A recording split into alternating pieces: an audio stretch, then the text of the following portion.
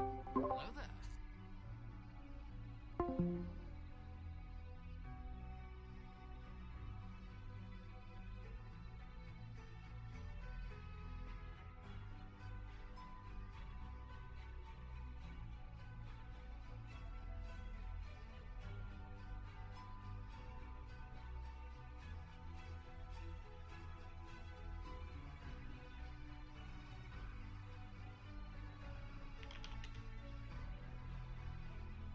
Hmm.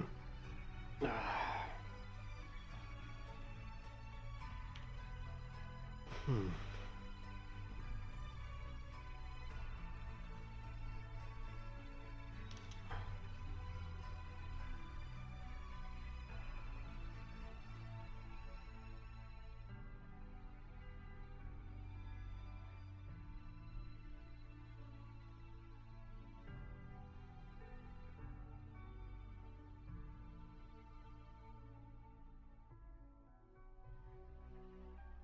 So we're looking at trying to build respect this priest. Let's just reset.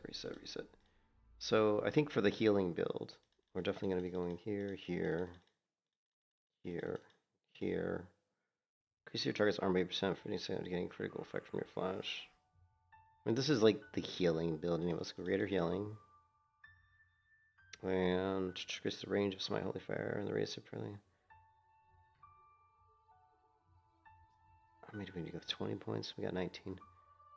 Increase the damage of Smite and Holy Fire. Not really. Increase the target's.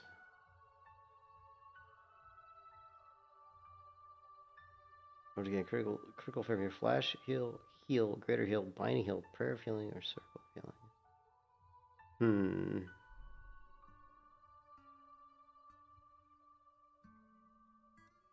And then spiritual guidance. And then, since this is the healing build, I mean, we're still going to go on, because we're going to try this out solo, for solo living. Shield. And what level am I? Current required level 50. And of course, you want this. And 53. Like some mana.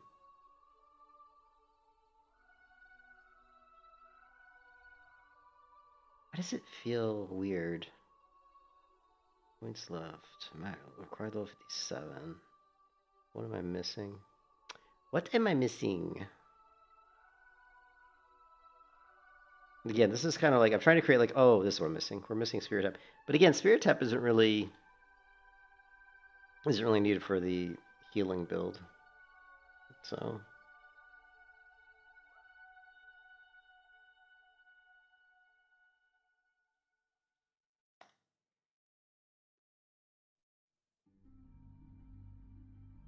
increase spell damage and healing by up to 25%. So this would be like more of a pure healing. Although if I was to go pure healing, let's try this. Let's get rid of this and let's go Unbreakable Will. Let's just spec like a pure disc healing build.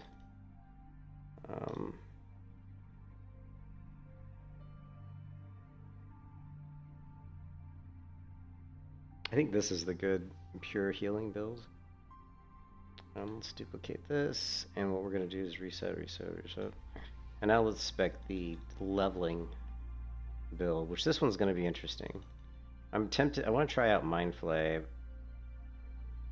but I know Mind Flay damage isn't great. 75 shadow damage versus Smite's going to be, how much mana does it? How much mana? 45 mana. Let's go Wild TBC Priest skills.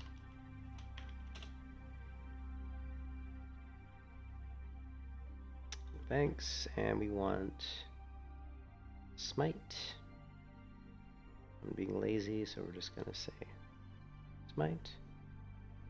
And required level 61. So actually, I need the trainer, but it takes 300 mana to cast this. So let's do Mind Flay. Mind Flay. There's no Mind Flay. Flay. Why is it not showing up? Okay, whatever. But I do want to try out this hybrid build. And we're going to go into Renew for sustainability. We're going to go into Spirit Tap. And we're going to go into Shadow Focus because we are using Mind Blast and Mind Flay. So very, very important. And I think, what is it? I think 4 should be more than enough. And then we'll just go Blackout, I guess. Mind Flay.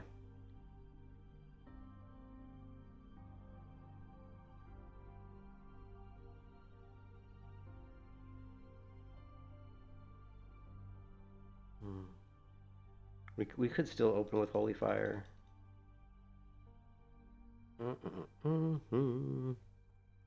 Or we could do nothing in the Holy Tree and just forego Holy and do like a Disciplined Shadow build, which would be interesting. I don't think I've ever really done a Disc Shadow. So what we would do here is we would focus on kind of shields. We could do something, this would be kind of interesting. Probably be crappy, but increase the armor of inner fire, nah. One here. And increase our mana. And Mind Blast method. Okay, your Smite Mind Blast method spell additional 2%. This is good for Mind Blast. In addition, your mass dispel cast time is reduced. What if we did this? Would give our Mind Blast a 4%, Smite and Mind Blast a 4% chance to hit. We still have plenty of points left. We can still go Reflective Shield, which I think is cool.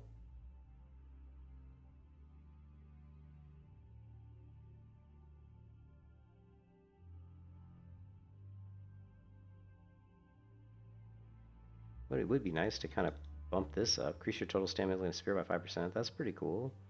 And then we've got 1 talent point left. I don't know if we really need Blackout. Still nice that it will proc sometimes. Let's back out of this. I'm trying to think, what would our abilities be as we went on up? What if we did go 5 out of 5 on Blackout?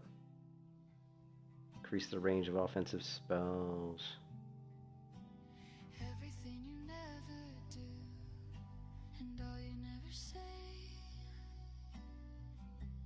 Never make it easier to numb out all the pain. Not like anything was wrong. It never made it right. You're the one to come on strong, so why am I all alone? Yeah, why not? Why not? Why not try this build? I think it'll be interesting.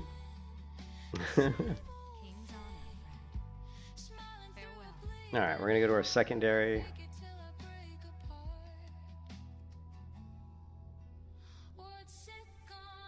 Actually, we were gonna respec this, weren't we?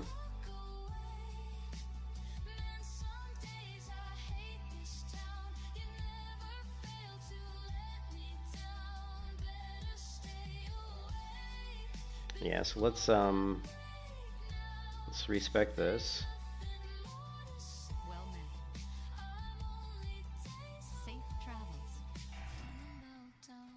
And what we're gonna do is we're gonna go 5. Some things never feel the same. Don't know where to start. It's not like this is new to me. I really shouldn't care. It's not like you were there for me. So why do I still want you here? Here we go again.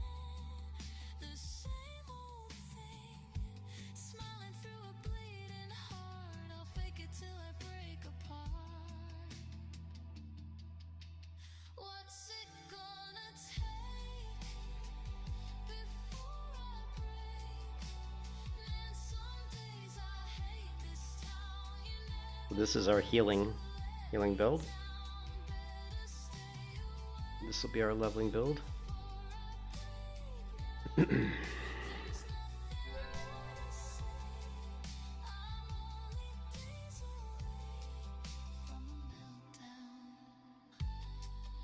Okay, and we're going to go talent preview, secondary, and we're going boom, boom, full blackouts. What's it gonna take Actually, if we go 4 here, 2 here.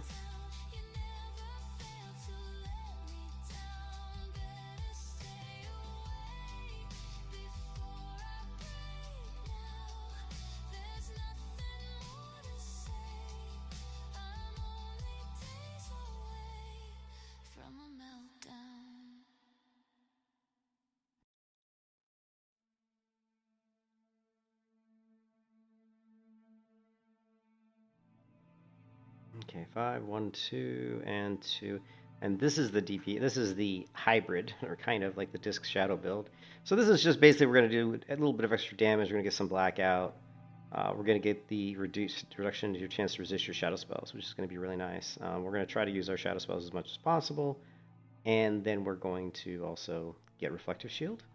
And we're also going to get the 2% chance to hit with Mind Blast and Smite. Really, it's more for Mind Blast. We could drop this, I think. I don't know if we can, though. I kind of fucked up. I already learned it. This is really just for Mind Blast, because we're going to be using Mind Blast fairly frequently. And, you know, we could throw in some Smites. I don't know. But we'll find out. So the interesting point will be here.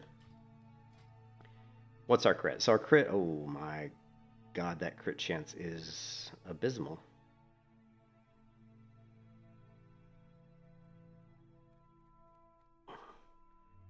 Okay, 1049. So where we lost our crit, we lost the crit here, but this is holy. This is just holy spell, so it doesn't affect. So we lost the 5% there. We don't have this one. So we could pick this up, which is going to be good. I kind of... The problem is when I picked that up, I wasn't seeing it really show up. Let's go ahead and take... Oh, you know, another thing that we're missing is we don't have...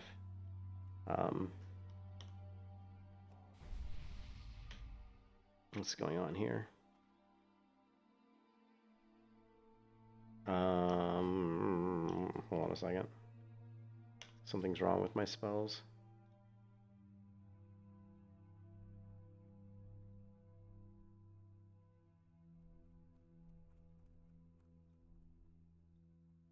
Huh. I probably have to... I guess I have to hit the trainer. You need something? Yeah, see. Basically saying that we didn't learn these on this one, which is interesting because we had it on the other. We had it on... This is really weird because I knew these spells. I'm pretty sure on the other build. So this is weird that it's making me learn these. And pay a lot of money to do it too.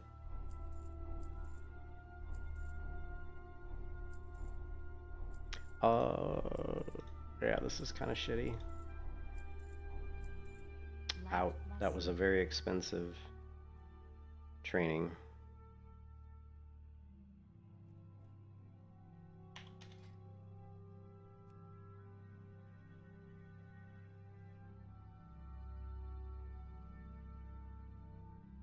Let me try something. That was weird, because I didn't have to learn any spells. Let me try something. Okay.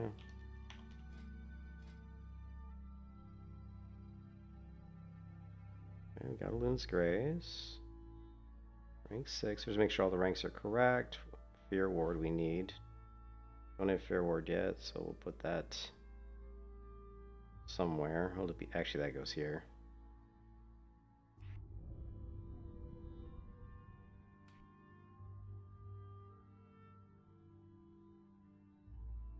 Rank 3, rank 3. Shadow Word Pain, rank 8. Rank 4. Mind Blast, rank 9. Mind Control we don't have on our bars, actually. Yeah, this goes here. And Fade.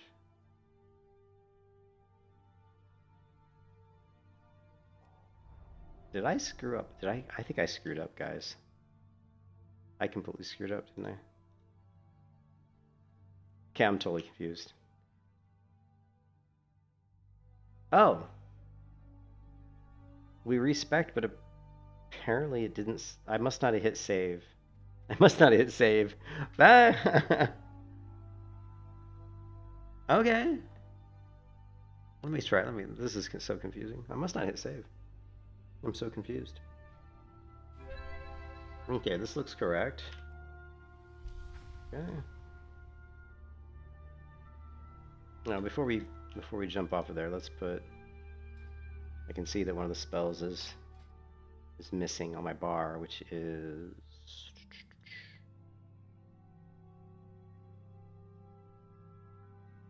this one. Should go here. And inner focus we have, right? Inner focus, yes, yes. Dispel rank 2. Okay, shield rank 10. Alright, looks correct.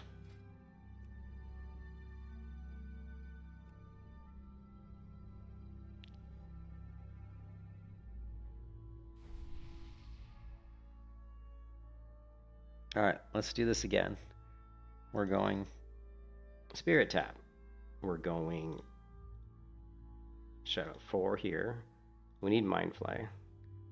We want this, this, this, this, this, this, this, this. We have 18 points left. We want to get Reflective Shield, but we also would like to get Force of Will, possibly. Possibly.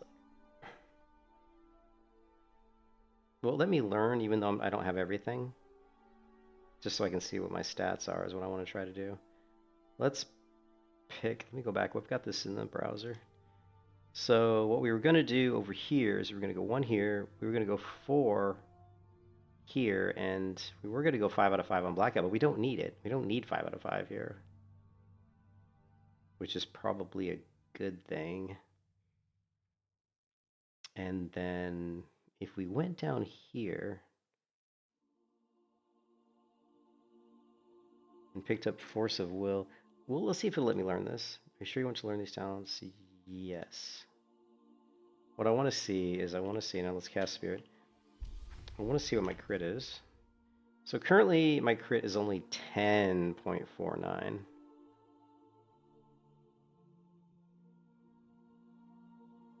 Okay. Because what I was seeing yesterday is when I put points into Force of Will, that it wasn't reflecting. It wasn't being reflected in my crit chance. So we're going to go and put 1 point here, and then we're going to learn this. So theoretically, we should have 1% more crit. And we do not. So I don't know if just the tooltip's not updating. Like you can see here, the crit spell crit is the same. So I'm going to Google this real quick. Let's see, Force of Will, Dispriest Force of Will. Dispriest Force of Will talents. Wow, TBC anniversary. Not affecting crit rate correctly. It could just be my UI.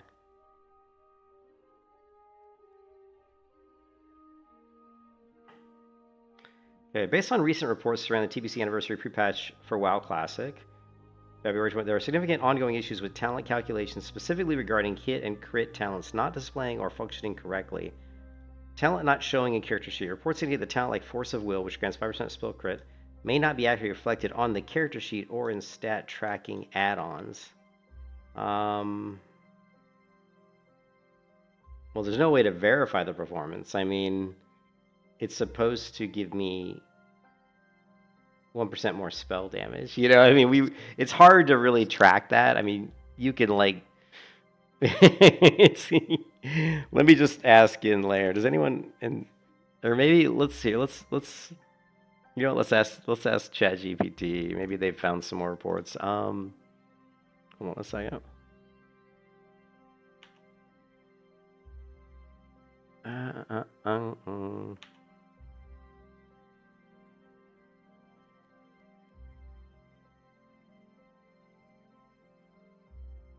Too many windows open.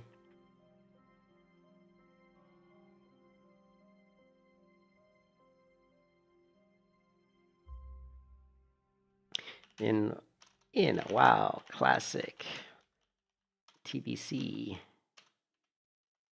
anniversary Force of Will, the disc priest's talent is supposed to increase crit rate by 1%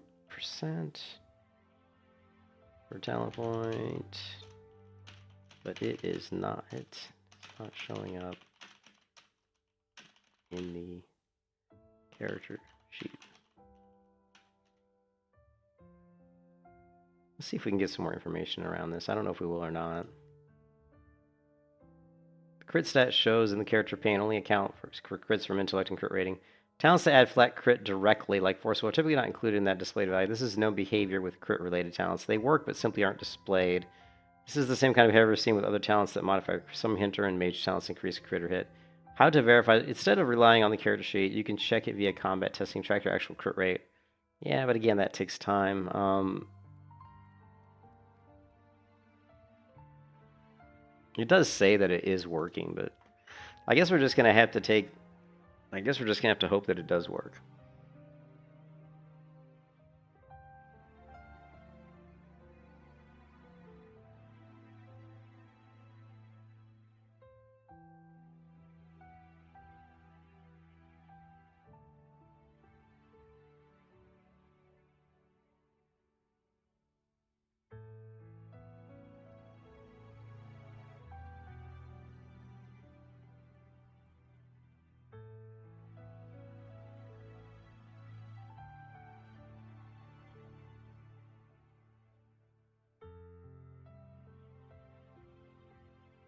10% would be 400. So if we put 5% into our total stamina here, it's going to give us like 220 additional health, which, you know, is not like a huge amount.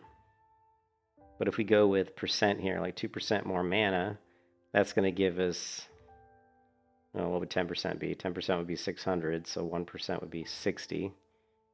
So 2% would be 120 more mana per point, right? So if we went 3 more points, we're looking at 360 more mana. Well, it's something, but it's not like insane, you know. If there's other, there might be other talents that are better. Yeah, this was just a gateway that we used to get down to these tiers.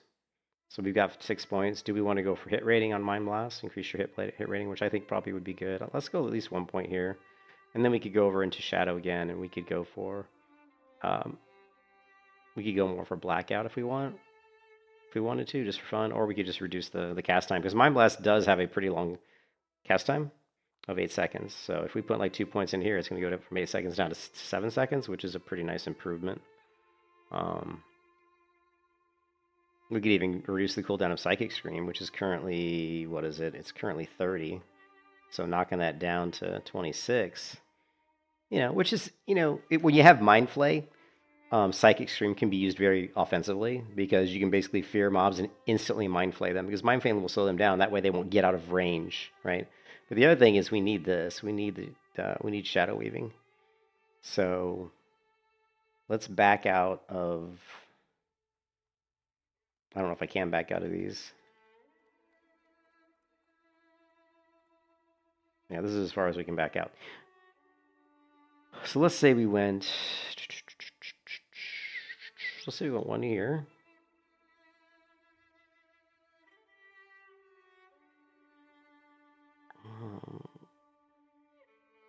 Four.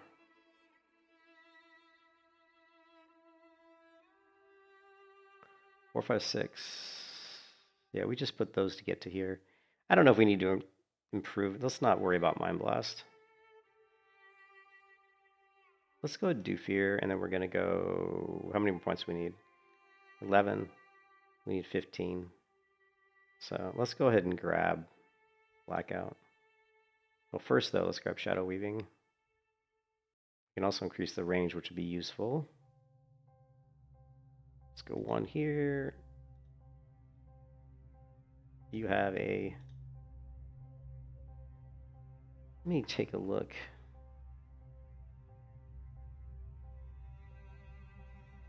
So it's 20% per point. So 4 points here, you have an 80% chance to cause the damage to target to become vulnerable. So we could probably stick with 4. And then if we wanted to, we could grab place your target with Shadow Energy that causes all party members to be healed. That's kind of cool. We could do a little We could do Vampiric Embrace, and if we wanted to get really slick, we could do Silence. I still want to get Reflective Shield, though. But we need a bunch more points to get Reflective Shield. If we don't go Reflective Shield and we go more Shadow... It's interesting, I've never really tried to do a Disc Shadow build where it's pretty deep in both trees. Like, let's say you went... here, right? Reflective Shield. And let's say we backed out of... You can only really back out of that. That's it. We could do something like this. And then, let's see, we're level 61.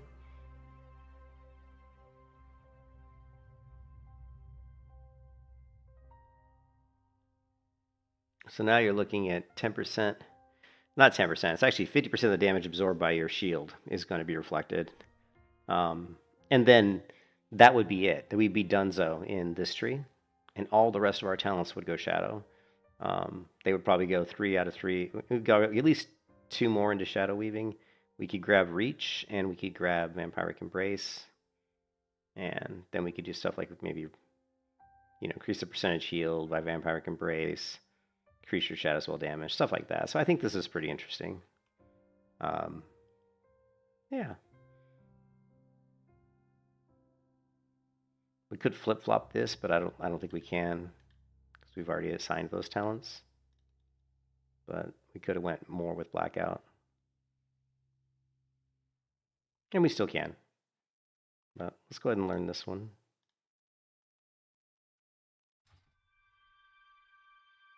So with this, we're gonna drop out of Smite altogether. We won't be using Smite.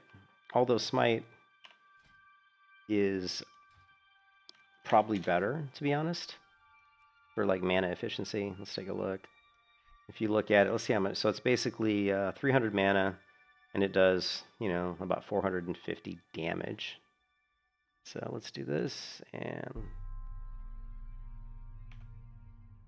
copy this, new Mind Flay, or more appropriately, Melt Face. That's what it is. Mind Flay. Also, /use 13. And show tooltip. Mind Flay. So we know that Smite was 300 mana. Mind Flay at rank 5 is half that. And it does good. It's actually pretty good. This ought to be interesting. And so we still have, let's take a look. We still have the Reflective Shield. We're going to be doing a lot of damage with Mind Flay. Hopefully our spells won't be resisted as much. We'll get a few occasional blackout procs. I mean, that's we could respec and take it out of blackout and just go straight into damage. Actually, let me take a look at that really quickly. Like, let's say we reset this tree here, and we just went here. We went 4 here, right? But now we still need something to get to the next tree. So I don't care about this. Increase the duration of Shadow Word Pain. I guess we could go 1 with that. And then we could go into Psychic Scream. What do I have? Do I have ice? Oh, I went 2. I like Psychic Scream, especially when you're killing multiple mobs at once. It's actually really useful. And then we got Mind Flay. And we're still at a situation where we'd have to go here. Like this. And we are currently at level 63. So yeah, actually I like this better. Blackout's like meh. Yeah, you stun people, but we'll see how often it procs. The difference is if we get rid of those 3 points, was it 3 that we had? Yeah, if we get rid of those 3 points, we're gonna pick up 2 here and 1 here. So we're gonna get you're gonna be able to cast Mind Blast, more often, and we're gonna increase the duration of Shadow Word Pain. Or we can go with Blackout. It's kind of a toss-up, really.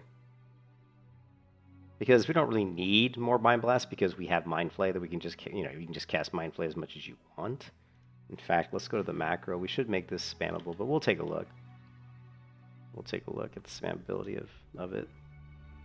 Actually, I'm gonna hit the trainer real quick in case, just to make sure I didn't miss out on any spells. But I'm pretty sure.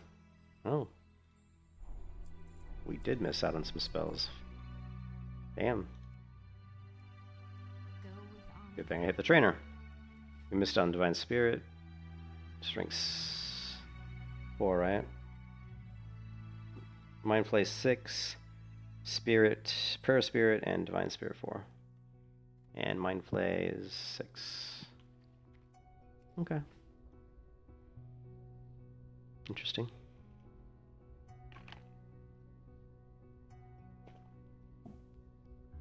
Oh, you know what? Shit. I didn't get Vampiric Embrace. I don't know if I'm able to, though, right? Am I able to get it? I don't think I can. No, we can't, because we need to go further down. So if we go... Let's say we go here. Yeah, we just need one more point, and then we'll get... And then we'll get Vampiric Embrace. And we'll do something like this. And then we'll be level 67. And yeah. And then we could do... I don't know, what is this? Reduces the mana cost. I'm not really concerned about mana. I don't know if we need 5 out of 5 here. Probably don't. Maybe grab the range. Maybe grab silence. You know, and that's pretty much good. So, well, we'll see. We shall see. This will be interesting. I kind of know, like... Well, actually, I really don't know how much damage I was doing before. Okay, we were doing about 210 DPS per second. That sounds about right. I think that was in my healing build. And crit's sitting at still at crappy 10 point. And our bonus healing is shadow damage. Again, not great.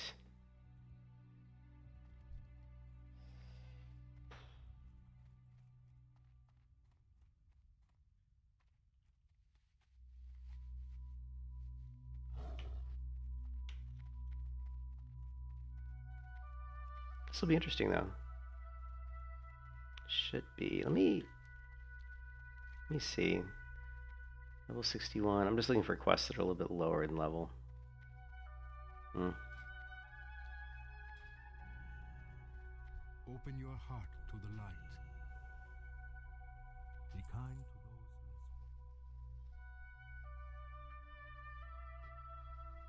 fortunate.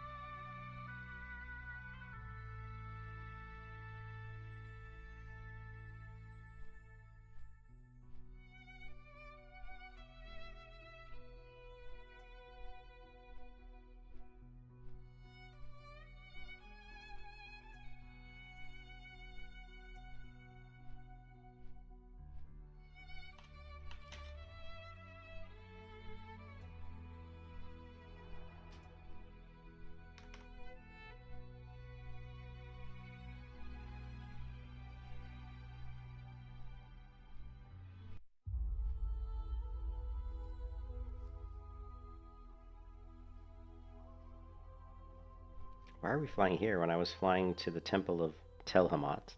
Does it really have to fly to Honorhold first? That's so lame. Blech. That's so lame, man.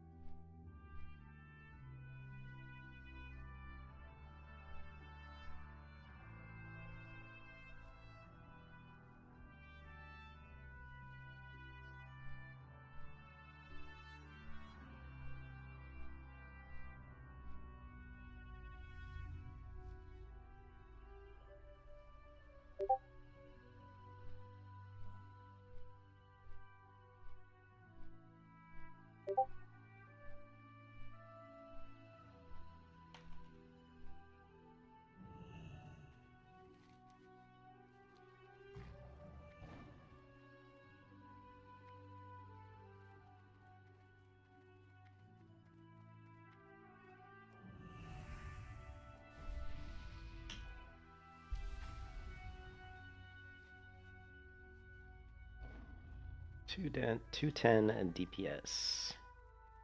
Well, let's give it a go.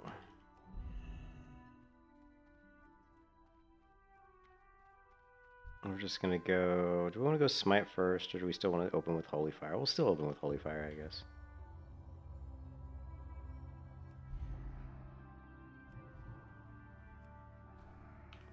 Blackout procced right off the bat. It's like, oh, blackout proc.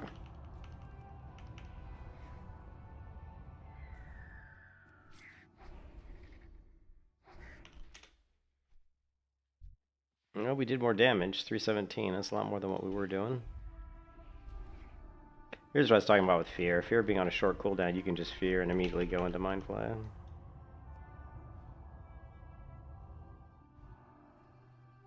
You can also dot up this guy. Little mind blast on this one. Dot up this one. Back to this one. Shield, wand.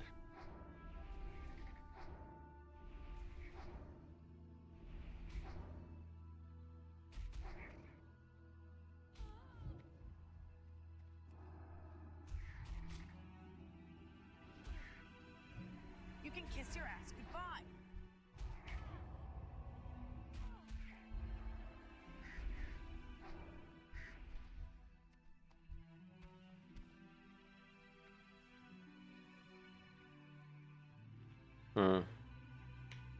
I'm kind of feeling like, I'm not gonna lie, I'm feeling like the damage is more, but the mana usage is a lot more. Like, but we'll go to our regular rotation without, I feel like the mana usage is a lot more.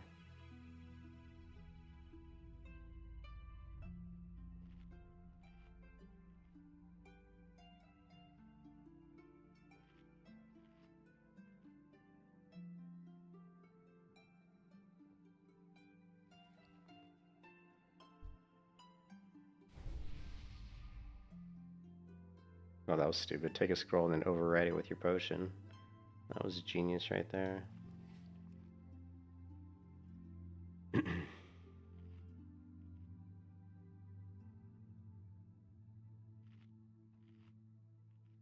Hello there.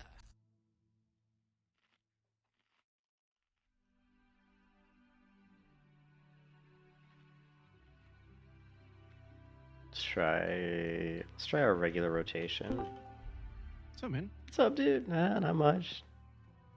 Just, I was trying a disc shadow build, but I'm not sure if I like it. Yeah.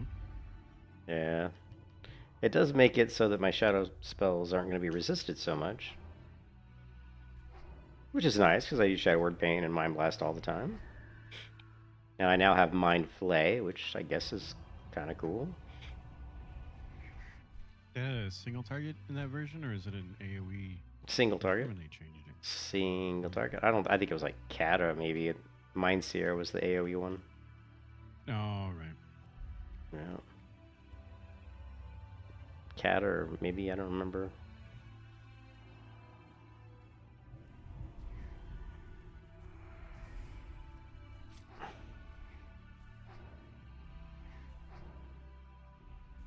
Yeah, I watched some videos on retail. I watched a guy who was just talking about like how Blizzard is clueless with Classic Plus.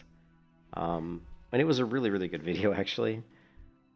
He talked about, you know, the changes that they made that they don't really understand. That's really the heart of...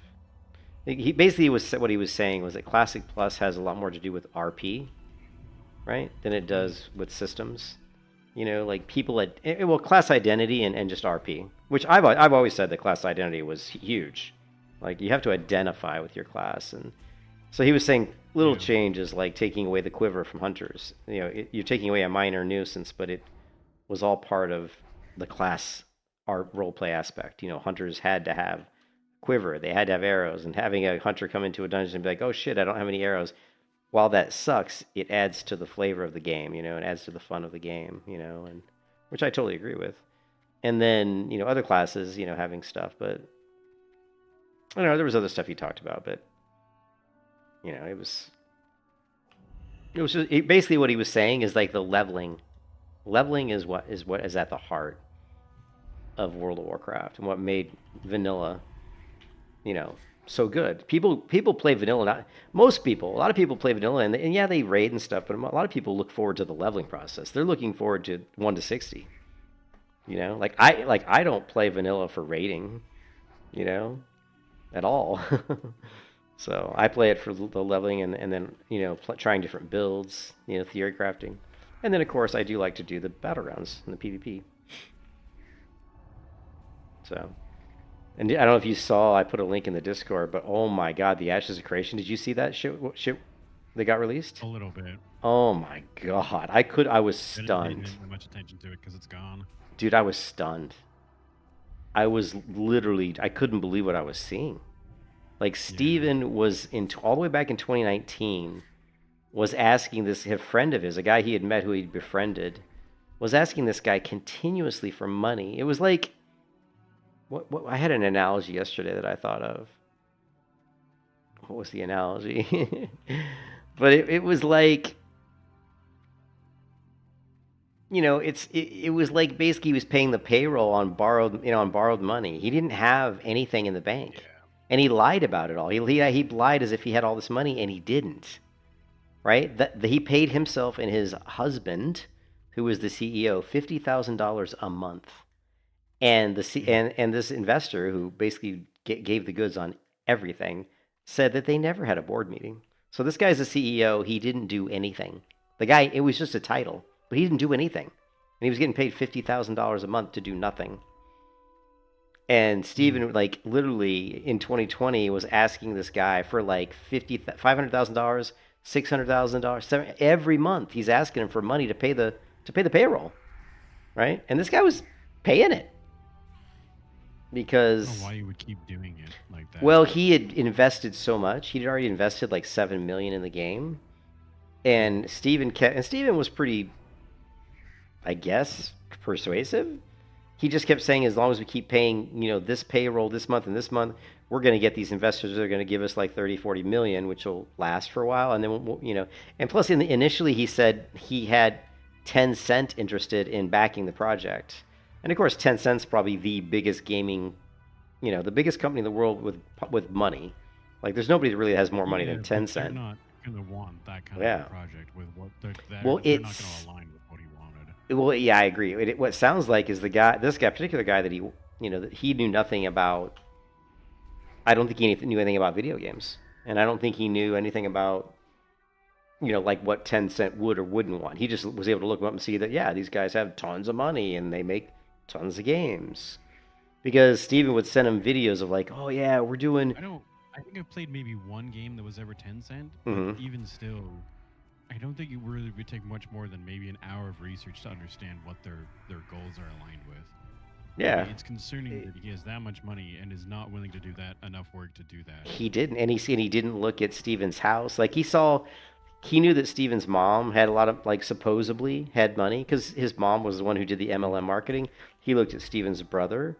He knew about his brother. And it was his mom. It was Steven's mom that introduced Steven to this guy, Jason. And well, you watch the video. At the end of the video, he sent his mom a vicious text. Basically like, fuck you for ever introducing me to your son. Your son's a piece of shit. Your son, I hope he ends up in hell. I mean, just this horrible, because Steven basically stole money, not away from just him, but everybody. Like, he ripped everybody off. Like, everybody. And there was one guy who came on board, because Ashes almost completely went under in 2019 and 2020. It barely stayed afloat. And it only did because of this one guy, Jason, who kept giving him money. It was unbelievable. Like, that, the fact that, like, and of course, I thought the same thing as you. I was like, why do you keep giving money? Well, because he'd already given $7 million. And his thought process is, well, if I don't give him any more money at this point, I'm out $7 million. But if I just give him another, but if I give him like maybe a little bit more, like another maybe million, and he gets like some investors or he gets some funding, then, and the game gets released, I'll get my money back, basically. So he was that hope of hopefully the game would come out. But the thing that was even worse is Steven kept saying, oh, we're so close, the game's going to release in, at the end of 2022. And then the next year he'd say, oh yeah, we're so close, it's going to release at the end of 2023. And he just kept saying that over and over again. And then at the very end, when Steven came out, remember Steven came out and said, oh, I left because the board was trying to do stuff I didn't agree with, and so I quit. What the board did was the board said, we want to. They basically had a meeting with all the people who had invested money in Ashes Creation, which was quite a few people. He even put a spreadsheet up that showed how much money each people had invested, because he got all this information from Jason. Because Jason's suing Steven. Steven's getting sued by a ton of people. And what he did was he did misappropriation of funds. He acquired a loan from a bank under false pretense. He listed money that was given to him from Jason as earnings, which is against the law. You can't get a loan based on earnings that aren't actual earnings. So he lied on a loan application, which is a federal offense, I believe. And so, oh my God, this guy probably will end up in prison. Unless he'll probably get really good lawyers because his family's got some money, but I just couldn't believe what I was seeing. I was like, the stupidity and the arrogance and the narcissism was like, what is going on here, And then he was like, what happened was the board got together with all the people, and they never really had board meetings. Like Steven and his husband, who was the CFO, never once had a meeting on anything. And he kept asking Steven for the books so that he could look at the books, like his tax filings, his earnings. And Steven kept putting off and never gave him the books. He kept asking for them for like 2 years. And finally he said, I'm just going to sue you. He said, I'm suing you for the information. And then magically he got some sort of bank loan, and that kind of smoothed that over because he's like, oh, you don't have to sue me. I got this loan for $30 million. We're okay. And he's like, so he didn't sue him. It was weird. That was kind of weird. Again, it was all because I think this guy was hoping the game would come out so he'd get his money back. And this other guy that he introduced to Steven, this guy, Jason, who was getting screwed by Steven, introduced another guy around 2020. I mean, really, this guy, Jason's, I hate to say it, but the guy was kind of an idiot. Like, the way he handled the situation was really stupid. And he's the first person to admit that. He goes, I was dumb. But this guy introduced him to another person who ended up investing over like $80 or $90 million to Ashes. And he's the one who carried Ashes from like 2023 until about, till 2026. Him and a few other people. But he is the one who donated the most money. He donated like $80 million. It was him and a group of other people. He's like in a group of investors or something, like a think tank or something. And overall, the total money invested on Ashes over the time from the Kickstarter until it went belly up was about $140 million. And what happened was they got all the investors together and said, hey, look, we want all of you who've invested money, if you can, to invest 25% more money. They said, we want you, because they knew that the game was fairly close, or at least close enough to where what they wanted to do was they wanted to lay off about 110 people, and they wanted to maybe take the company and move it to a cheaper location, like Guadalajara or somewhere where the overhead was a lot less. And then they wanted to bring on some Asian cheap developers from possibly another company to help finish out the project, because they knew if they could cut the costs, throw a bunch of money at it, they thought they could finish it out and then get it released, because they knew that the game was. There were plenty of people playing the game, and that if the game released with, closer to what they wanted, they were pretty sure that they could. I still think they were barely 50% done. I don't think Yeah. they were anywhere close. Oh, I don't think they were. I don't think they were anywhere close either. But they wanted to get 25%. So 25% of 140 million. So they would have ended up getting another what's that? Like another 20, 30, 33 million or something. 30, 40 million. Which wouldn't have gone very far. But if they did fire a bunch of the staff, and it wasn't because they fired 110 employees out of the 200, and they got it down to 90, because he said it was costing him like $800,000. And that's including like paying the employees and paying the rent on the building. So I guess you could assume that would get cut at least in half, down to 400,000 if they moved and fired all the people. So how far would 33 million take you if you're only paying 400,000? Or I guess that would be what, 4 times 1.6 million a month. That's still not going to get you very far. So the one thing it shows is that making an MMO is fucking expensive.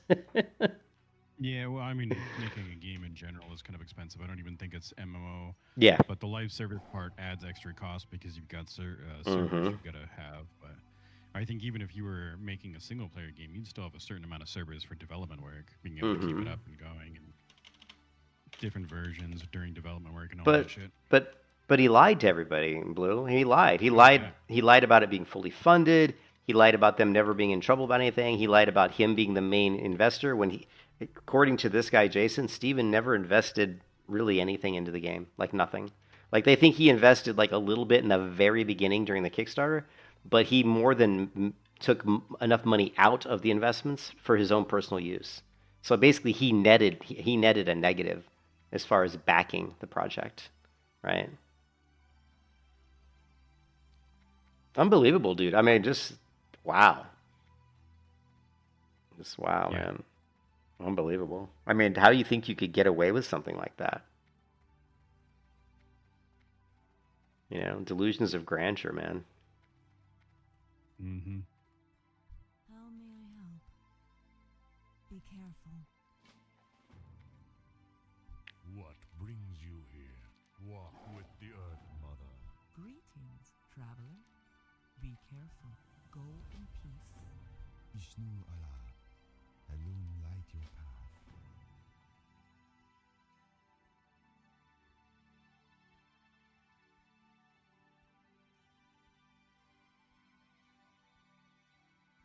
Yeah,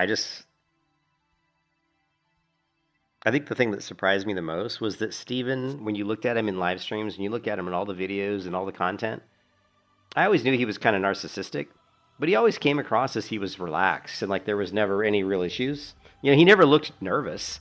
And if I was in his situation, barely trying to scrape up enough money to pay the employees week to week, I would have not been able to sit in front of a camera and look that relaxed. You know, I don't think I would have looked that relaxed. I might have tried to smile, but I think the strain of what I was going under probably would have looked. You could see the strain on my face, you know, which shows that he probably didn't let it affect him because, again, narcissistic.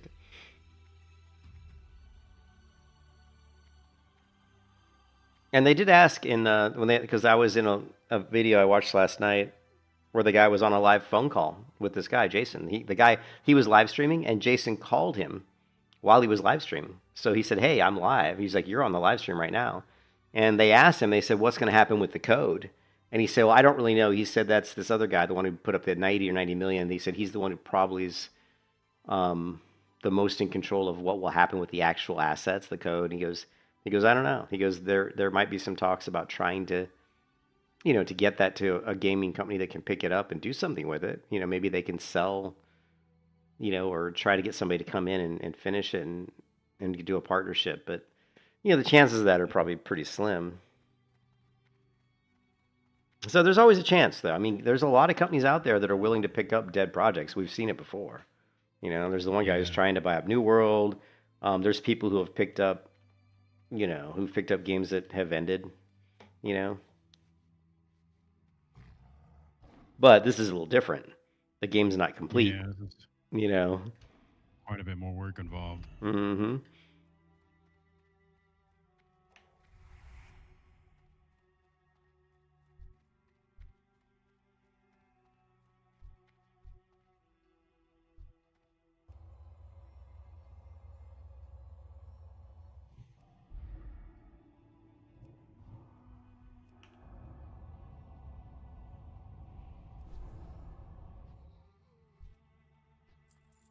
For a little bit, my wife worked for a startup here in the town that I live at, and they apparently needed to push out their CEO because he kept trying to diversify without actually pushing to really make their current product profitable, which was becoming a problem. Mm-hmm. Yeah. Main things, the startup is still around, but they ended up having to lay off a lot of people to prevent him from retaliating.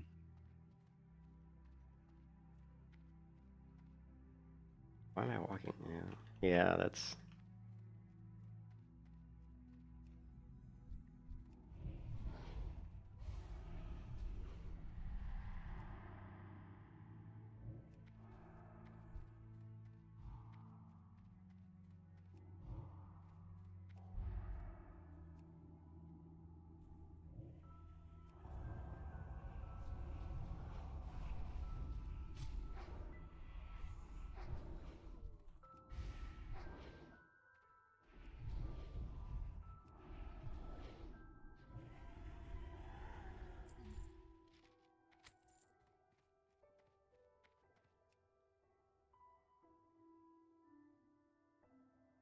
So how you liking the hunter in the retail?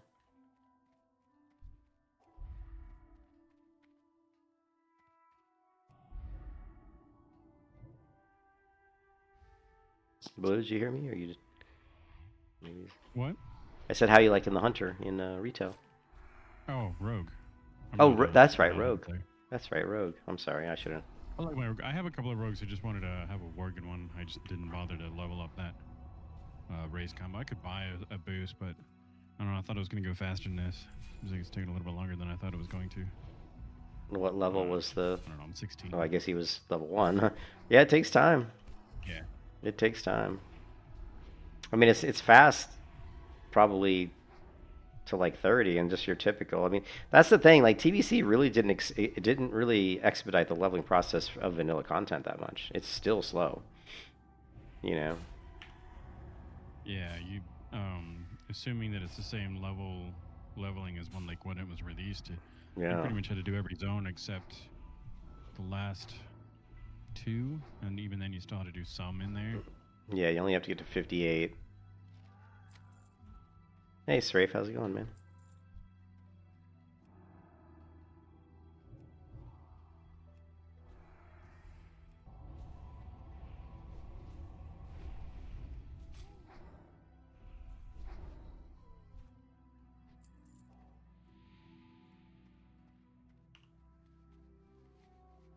Yeah, it's slow. I mean, I don't know how much time I've played on this character, but you know, since I boosted, but it's not fast leveling. And you know, there's no group, like it's hard getting groups, like a lot harder than I thought it would be. And I think I talked about it before, I don't think it's because there's plenty of people. The server's like full. I mean, there's a lot of people.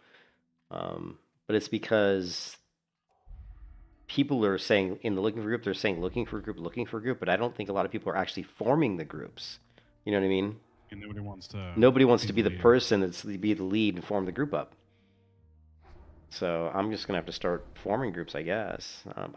I just thought as a healer I might, you know, get groups fairly easily, but that doesn't seem to be the case. I know if you're a tank though, because tanks, as always, are the most sought after class. I'm a little surprised healer's not more of a commonly needed thing. I thought so too. But someone said on the stream that there's tons of healers. I was like, really? Okay.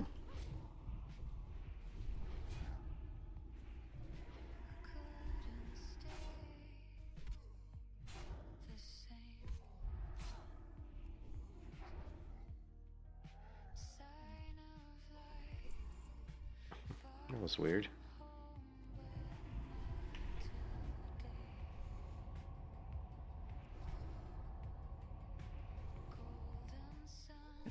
I've never really liked the blackout, just because I feel like 5% isn't a lot. Oh, actually, it's not 5%, it's 10%. Okay. I take that back. 10% is not bad. Does every tick of Shadow Word Pain have a chance to proc blackout? I would think so, right? Like any damage.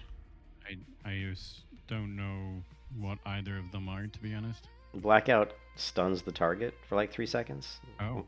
Every time you do shadow, every time you do damage, you have a chance to stun the target for 3 seconds. It's probably a lower chance, but yeah.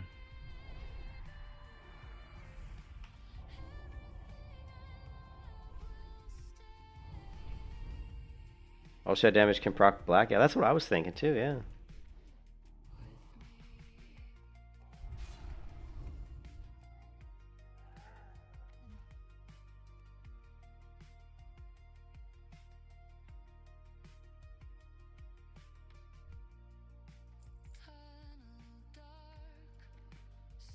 So my wife had a really rough time with her dad the last couple of days, and you know, typical arguing. And I told her, I said, just come home. I keep telling her, I go, just come home. I go, just, you know, he's not helping you. I said, just tell him you're not helping. And I got a job. I can't lose my job. She's basically been doing all this stuff while she's working. And I told her, I said, just come home. And she goes, I'm coming home. And she's like, she was pissed. She goes, I'm gonna tell. And I was on the phone with her like around 9 p.m. last night. And while I was on the phone, she's like, I'm gonna tell him right now. And she was like storming off into the living room to tell him I'm out of here. but she stopped herself and changed her mind because she looked in the bedroom and saw her mom laying there. And once again, she's just like, can't leave my mom.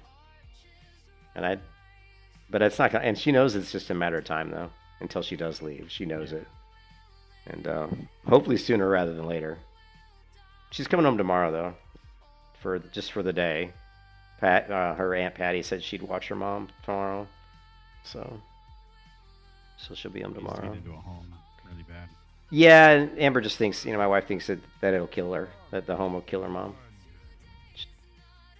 She said they don't have enough money to get, he said there's no good homes in Tarpon Springs. In fact, she claims that they're really bad in Tarpon Springs for some reason, which I don't really know why that would be the case, but...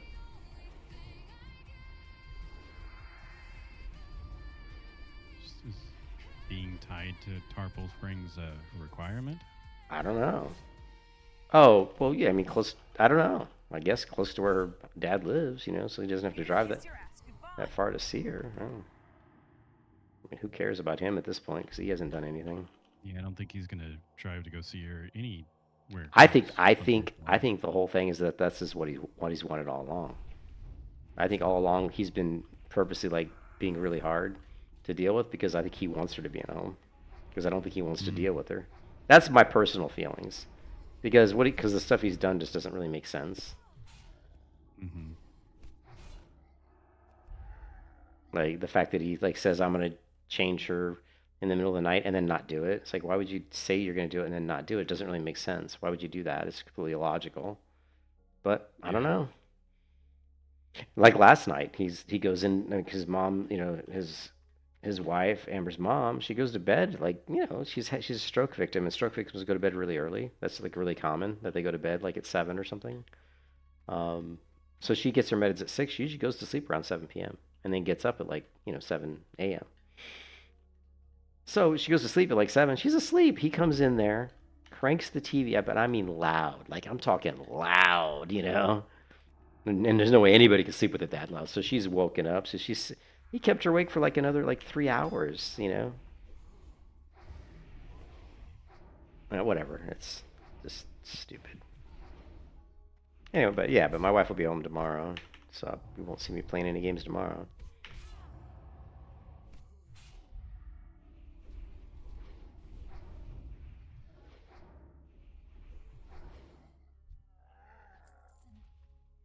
Was watching some AI stuff today, and man, this AI stuff's getting off the hook, man.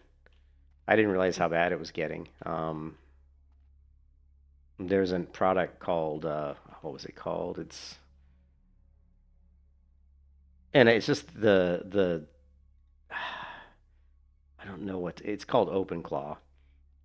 Just what people are willing to do. This product you install on your computer, you can give it access to your entire computer. It can access your email. It can send emails for you. It can open your browser and go to a website for you. No joke. You could be sitting at your computer with your headset on and say, whatever the voice command is, OpenClaw, open Chrome, and go to Microsoft.com, and it would do it. Mm-hmm. You can have it write an email for you. You can have it do all this stuff, and I'm thinking, it's got access to the internet. It's just, what a security. Oh my God. All of that doesn't sound that much more different from just normal accessibility controls. I guess. It sounds scary. Yeah, it sounds so scary, man. I don't know security, so it just sounds scary on the surface. I'm like, man, that sounds... it is scary. Yeah. But all of that has been done before. Mm-hmm. So it makes me curious what this product is really adding to it, unless they're just not, I don't know. Well, apparently it has its own, it's its own program, its own kind of virtual machine, its own think of it as its own little computer sitting on your computer. And you can teach it stuff, and it can learn stuff, and it remembers everything. It'll remember your writing style. If you open up ChatGPT and use ChatGPT, it'll remember your writing style and what you did, and it just, I don't know. It does, supposedly it does. I haven't done a lot of research on it, but a lot of people are saying that it's actually very powerful because you can basically train it to do anything. Whatever application you have, you can train it on how to use that application, and it can like automate stuff for you, and it can do stuff offline. You do stuff while you're not at the computer for you. I'm not sure what it would do. I have no idea, but I hear about a lot of these things, and I feel like yeah, I don't know. yeah, things like that are possible, but they also still require somebody intelligent enough and Mm-hmm. creative enough to create all of that Mm-hmm. for it to even You start have to to, work. yeah, you got to direct it, and it's just like prompts, right? I mean, stuff you create with some of Yeah. these things are only as good as the prompt you give it. So, but and then the other thing was that this other video I was watching was this guy. I don't remember who the guy was, but he was a guy who was reputable, and he was talking about some of the biggest AI companies, and this one guy who basically, and two of the biggest guys in AI who are working on AI safety. Like their whole purpose is to try to figure out ways to make AI safe. One of the guys who was a big guy in this company, and I guess a really well-known person, resigned. And not only did he resign, he went off into the woods somewhere. He just gave up on AI entirely, because he thinks he basically thinks it's inevitable that there's going to be some really, really bad things are going to happen, basically. He's just given up. He's given up. He's like, I can't. I guess I don't know. I haven't researched it more, but it's kind of scary to see that one of the biggest people that was really focusing on AI security just threw in the towel and said, I can't do it. Is for whatever reason. Like I said, I don't know. I just know they're at a very high level, 3,000-foot view. And then there was another person who's big into AI, and he also kind of quit. So two big people that were very big into AI security just gave up, and the learning right now, what they've done is they've created these AI bots that are learning. There's AI bots right now that are out there that we don't have access to, that he said are 4 times, more intelligent. And he said that than anything that we've used currently, like we don't have access to the most powerful AI. Like that stuff's not out yet. He said, but it's already there. It already exists. And he said these AI programs can just be unleashed on your computer, and they can learn anything. You can give them YouTube and just tell it, go learn how to do surgery. And as long as there's videos on YouTube that tell you how to do like an endoscopy or something, it'll just learn how to do it and know how to do it, and it's learning at an exponential rate. Also, the other thing that was really scary. They took one of these powerful AI bot programs, and they had it analyze like a Fortune 500, they had it analyze a huge, massive financial institution. And they said, we want you to analyze all this code of this financial company who has all this code that manages their money, and look for any errors in the code. The program identified 500 different places in the code it thought it could use to hack the system. And I'm like, even if only like 5 of them turn out to be something it could actually hack, think about that. Yeah, but the question is, how do you access that portion of the code to get to it? That's 'Cause many of true. them have That's gatekeepers of that's like true. networks and all that.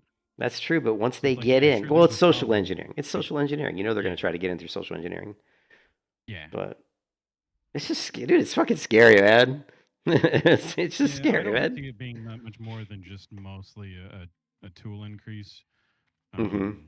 Similar to how most machines are. It's just harder to see because it is computer, and so it's not something physical like a Mm-hmm. loom or Yeah. back when the industrial age was, so to speak.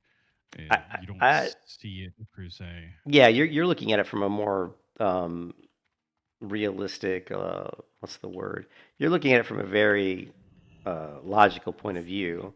I think I'm falling victim to the scare tactics, I must admit, because I just hear so much negativity, and I think it's affecting my opinion. Because I don't know much about, because of my ignorance, I don't know much about all the different types of systems that are out there, because there's so many. The other thing that I'm really, and I actually talked to ChatGPT today about it. I was like, in depth, I had a discussion with ChatGPT talking about what I do for a living, what my company does, and where does it see AI going, how secure is my job, what are the things I can do to make sure that I continue to have a job. And it gave me some pretty good stuff. And it basically said that since I'm in financial systems, just understanding how my specific system works is going to be a really great way to secure my job, because they're not going to give that that up to AI anytime soon. They're not going to let AI come in and do the financial business close of our company. You know what I mean? They're not going to do that. So he's like, as long as you are understanding your company's specific terminology and how they do their business, he goes, you're in a safe spot for at least a while.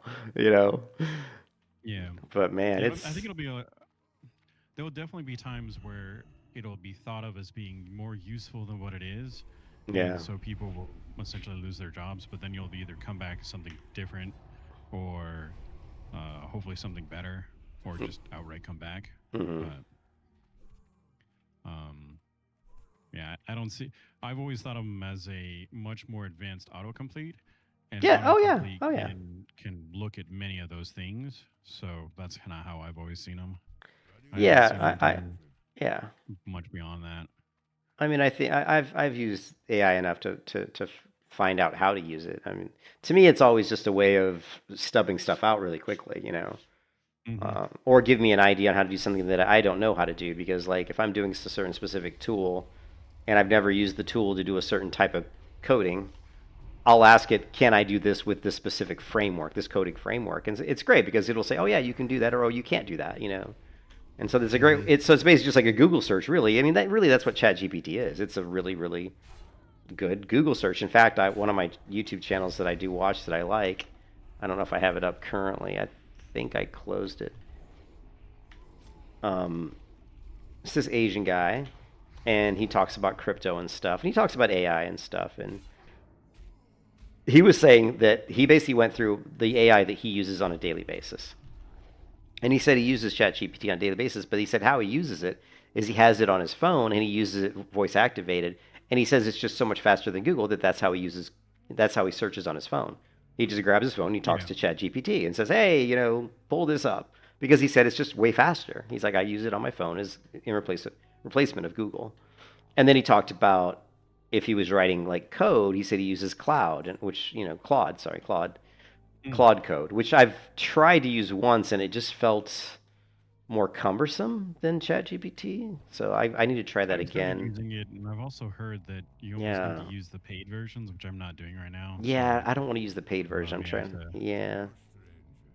And we have Copilot. We have Copilot at my work. My work company pays for Copilot, I think.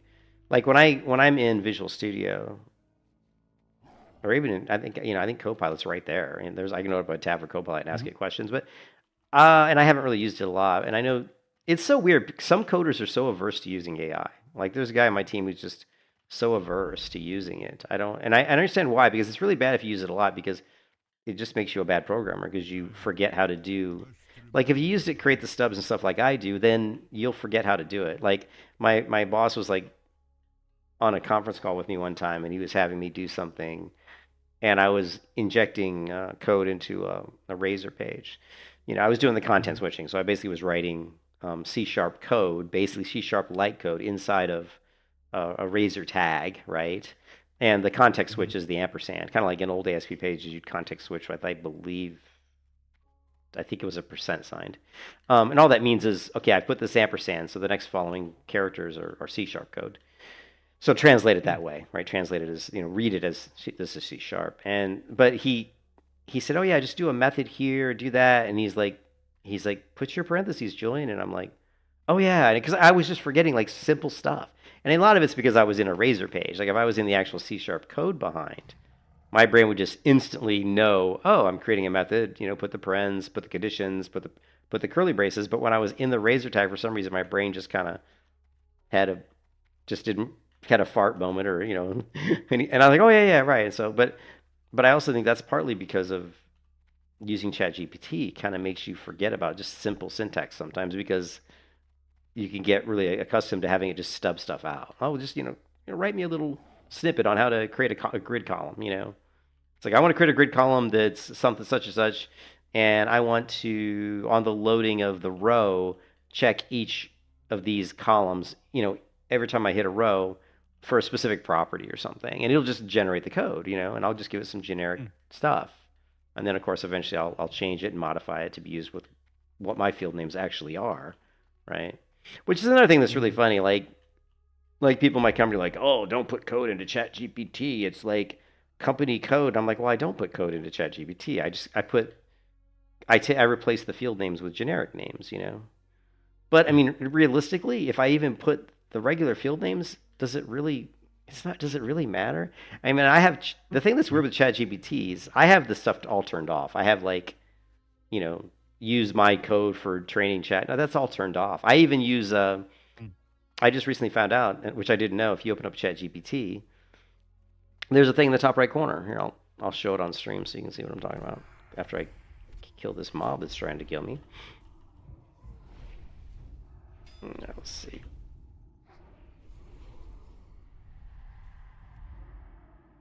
One thing I've always been curious on with like the whole deepfake situation going on, it's like, whoa, we've had that version in stills for a long time called Photoshop.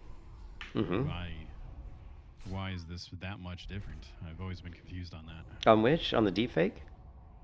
Yeah, like deepfakes are spoken about either in news or otherwise. All the time, yeah. And yeah, it just makes me curious how much different. Well, the one thing is compared to.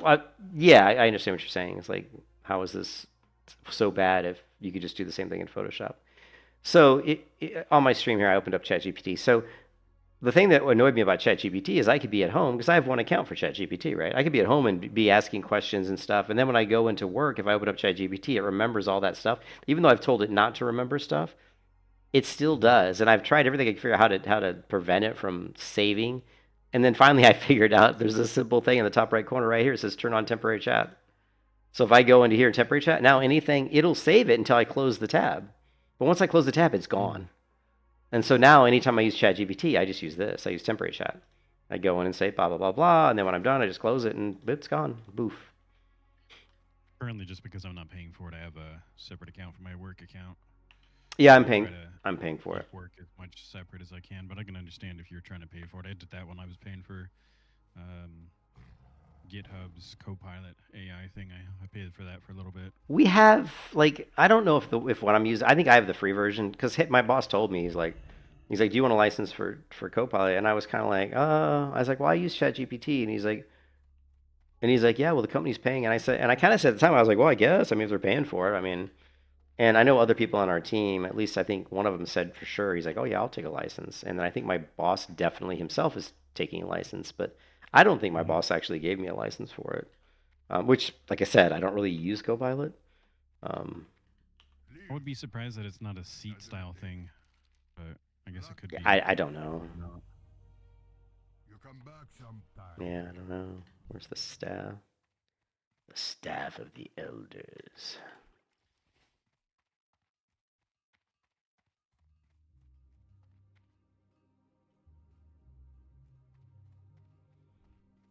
But I've been just really interested in Bitcoin and how is AI affecting crypto?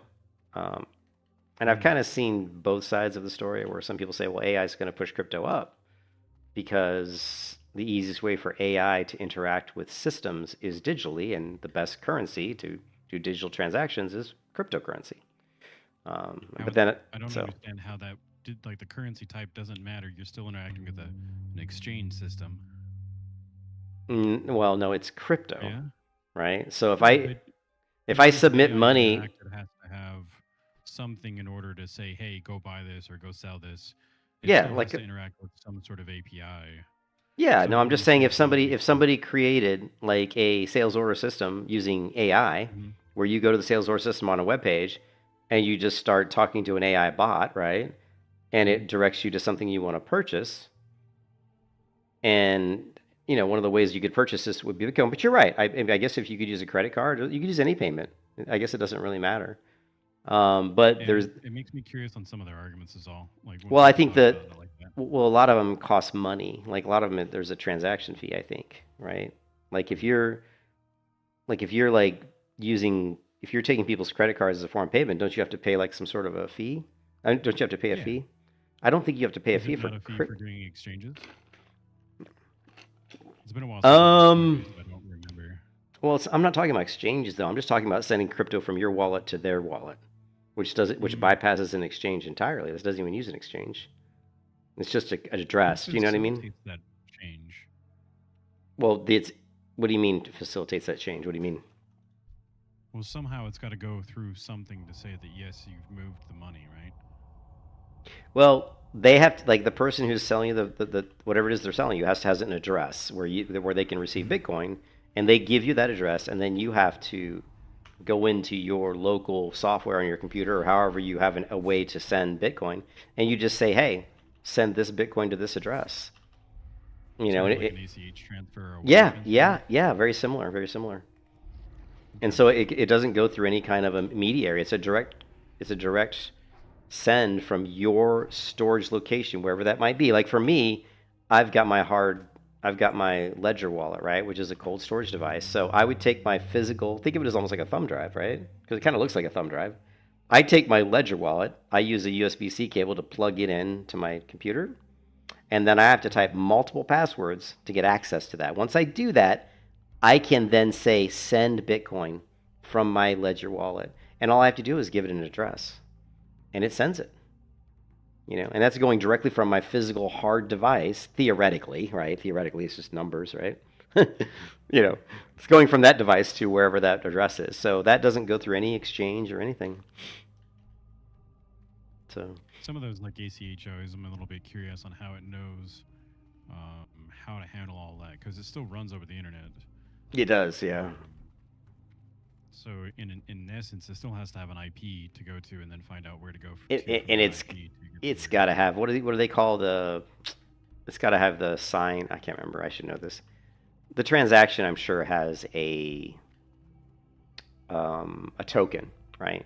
When you send the ACH over the browser, you're sending a token that has some sort of an identifier that identifies, I'm sure, the financial institution that this transfer is coming from, and whatever information it needs to be validated and received on the other end, you know. But I'm sure it's some sort of validation token, I would imagine.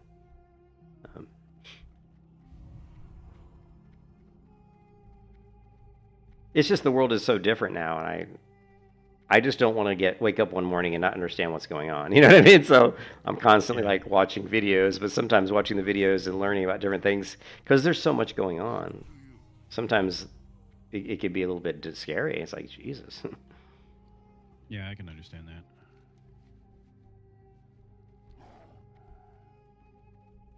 Because, like I said, I'm 55. I turn 56 tomorrow. Tomorrow's my birthday.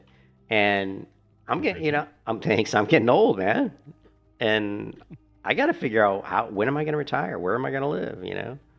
You know, I mean, this house isn't going to be paid off by the time I'm, 60. I mean, is your typical, 30-year loan or some shit? My grandparents have lived until they were almost triple digits. So that's where I'm assuming I'll end up. I'm the same. So when you say that you're 56, I'm like, you still got half your life ahead of you, man. I know. My mom turned 90 just January 19th of this year. So my mom's 90 years old. And my mom's great-grandmother was like 102 when she went. So, longevity is definitely... And my mom's brother is like 92, So longevity is definitely on my mom's side of the family. And my dad's side of the family, they live fairly long, but they just die because they're big, heavy drinkers and stuff like that. But I have more of my mom's genes. At least if you look at me compared to my mom versus my dad, I look a lot more like my mom than I do my dad. So, I'm hoping that I've got her good genes,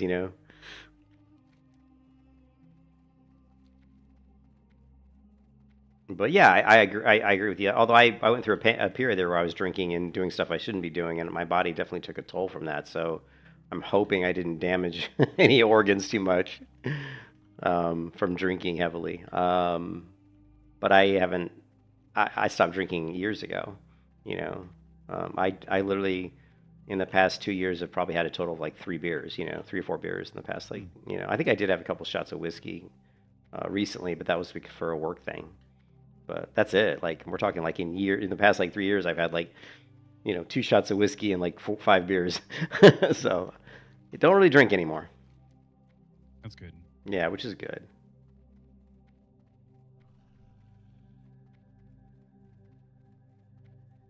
I was watching another video too on just eating one meal a day, which a lot of people say that's bad, but Apparently, It depends on the type of person, how you eat. yeah, I always grew up and sort of did yeah, that normally. I did But some too. people like multiple meals. Some people like just like one meal. I've always been a 2 meal person. I usually eat Mm. twice a day. I usually eat like around 11, and I usually eat around like 6, and that's it. I've always been that way. Like today, I ate, I don't know, a couple hours ago. My first meal today was around 2 o'clock, and I'm hoping to not eat it again today, to be honest. So that's just one meal. Mostly, the way I see it is just a more natural way for you to reduce calories Hmm. more than anything else. Apparently, it's just really good for your body to go longer lengths of time without processing food, especially when you get older. But then, of course, I'm always watching Dr. Berg. I love Dr. Berg on YouTube, and he's got this 5-day fast where he he makes these grandiose claims. But he's a very good doctor, and he does his research. So, and of course, these things they affect different people different ways. So, Yeah. just because it's supposed to be good, it doesn't necessarily mean it's going to be good for you. I mean, it's not going to be bad for you, but it might not have as good of effect on you as some other people. But yeah, he's got a 5-day fast, and it's interesting. Like he basically, and he tells you what vitamins to take. Like to take certain B vitamins, to take I think vitamin D, and he also says make sure you get in the sun, spend some time in the sunshine, and then he also I'm far says, too white for that because I'll start burning if I stay in the sun for more than about 40 minutes. see, I'm not. I've got that Hungarian olive skin, so if I get in the sun, I usually just tan. But yeah, It takes me about an hour and a half to get an actual sunburn where I have to recover from, and like wow. 40 minutes is like it starts to make me Mm-hmm. turn red a little bit, but not really get to the point of calling it a sunburn. Mm-hmm. I actually started taking vitamin D supplements, but I have not felt anything from them. No I differences that I can tell. I have been taking vitamin D supplements and magnesium, and I have they're right here next to me. Actually, I need to take them. I got the magnesium glycinate and the D3 and K2, and I can tell you I have felt a difference. I felt a higher level of energy from taking them, and I noticed it because I forgot to take them for like 5 days in a row one time, and I was like, man, I'm feeling kind of lethargic. I'm like, oh yeah, I haven't been taking my vitamins, but they do seem to give me more energy. But yeah, he said during the 5-day fast you want to get some sun. He also said on one of those days you should do some high impact exercise, like some sprinting or something that really gets your heart rate going. And he said because that'll trigger the process that you're looking for, which is not just ketosis, but there's another process that causes the body. The one thing that's most appealing to me about fasting is that your cells get damaged. Your cells get damaged just over normal living, right? But your cells can repair themselves. They're amazing. Your body's an amazing thing. But if you're constantly eating, like 3 times a day or snacking, if your body's always like trying to process food and do its your usual digestive stuff, it doesn't. Those processes that go through your body and kind of clean up cells and repair them, they don't trigger because they're too busy doing other stuff, I guess. And anyway, so it's interesting. So yeah, I definitely want to try it. I definitely want to. How do I get this blood Seems sample? An interesting take that I'd be curious to read up on more. Yeah, you just go to Dr. Berg, Dr. Eric Berg on YouTube. He's really good. Because he'll tell you like that when he was young he fucked up every way you could. He tried all these things and thought this was good and that was good, and he screwed up his body. He screwed up his health. He had to like learn the hard way. How to like actually eat healthy and what would hurt his body and what wouldn't. And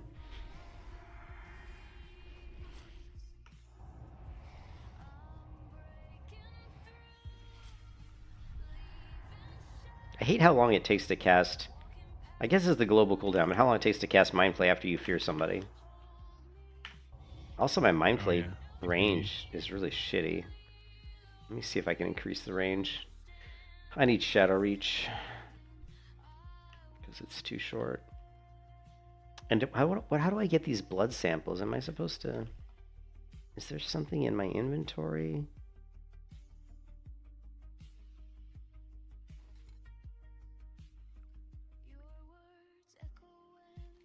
I hate reading quest logs.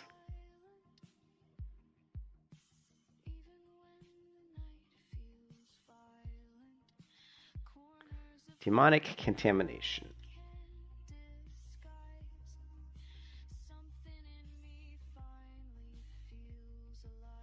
God, I really wish that.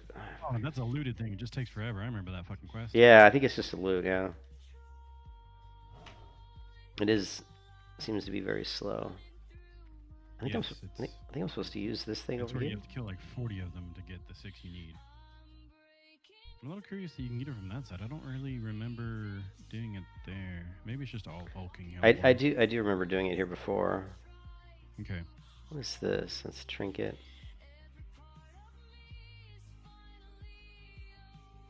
They really need to. One of the things they could have always done is just add a fucking quest tab. You know what I mean? Put all the quest items in a quest tab. Like so many MMOs do that, and WoW has never done that. Oh, it's in later versions. Is it? Well, it's not in this version. Yeah, it wasn't until later. I don't remember. What about this vision granted? What am I supposed to do here? Ah, Sedai's corpse. Oh, you gotta use an item. I know, but I don't know what the item is. Did you get your prayer breeds?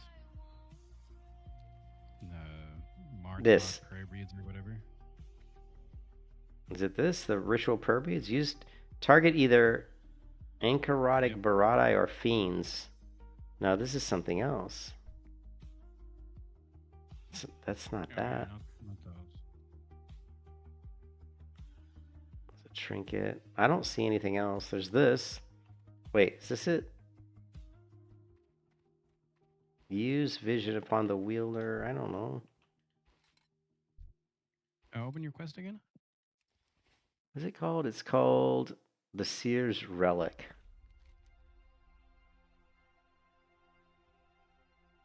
That guy that's a ghost that's over to your right, is there anything coming up to him? No. Take this relic with you. Yeah, you just got quest completion. Oh. It didn't fire off like it's supposed to. That ghost Oh, guy is okay. supposed to be killed by some assassin. Oh, And I that's did the get I vision did you're get supposed to be I did granted. get a completion. That's what was freaking me out. I didn't do anything. Yeah, it didn't. The script didn't function like it was supposed to. Good old Blizzard. It's a little confusing why I wanted it because normally that one does fire fine.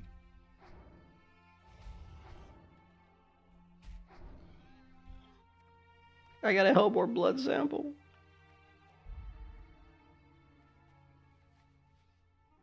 Oh, you got one. Yeah, I got one. Yep. Yeah, leveling is very slow, and my professions are garbage. I am like, I was not prepared. Enchanting 101, tailoring 77, cooking 22, first aid 1. Like, this character was level 14 when I boosted her, so yeah. Not prepared. But the thing is, I was leveling on the PP server, and I got killed like 15 times in the span of like 2 hours. No joke. Like 15 times. There were 2 rogues that camped me for a while, and then other people just I kept getting killed. And they were like higher level people too. And I was like, this is stupid. I was like, I can't even level. And so I just said, you know what? I'm just going to play on Dreamscythe. And it's kind of nice knowing that you don't have to worry about getting ganked, but it also sucks because it's fun to see all the flagged horde everywhere that you can kill if you want. You know what I mean? It's like, oh, I can kill this horde, you know? It just runs into problems when they don't play honorably, so to speak. Yeah, and 99.9% of the horde don't. Mm-hmm. It's so rare that that they're like, oh, I'm level 60, you're level 60. Let's have a fair fight. You know, it's pretty rare.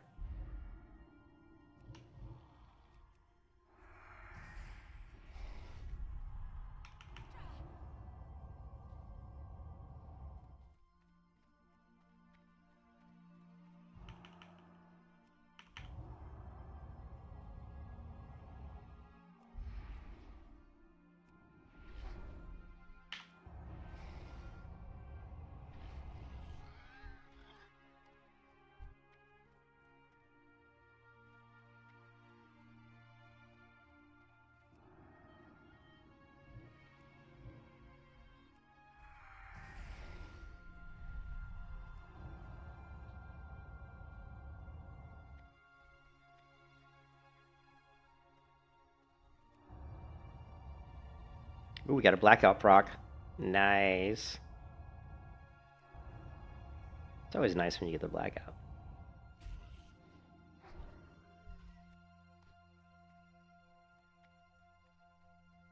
And we still got one blood sample.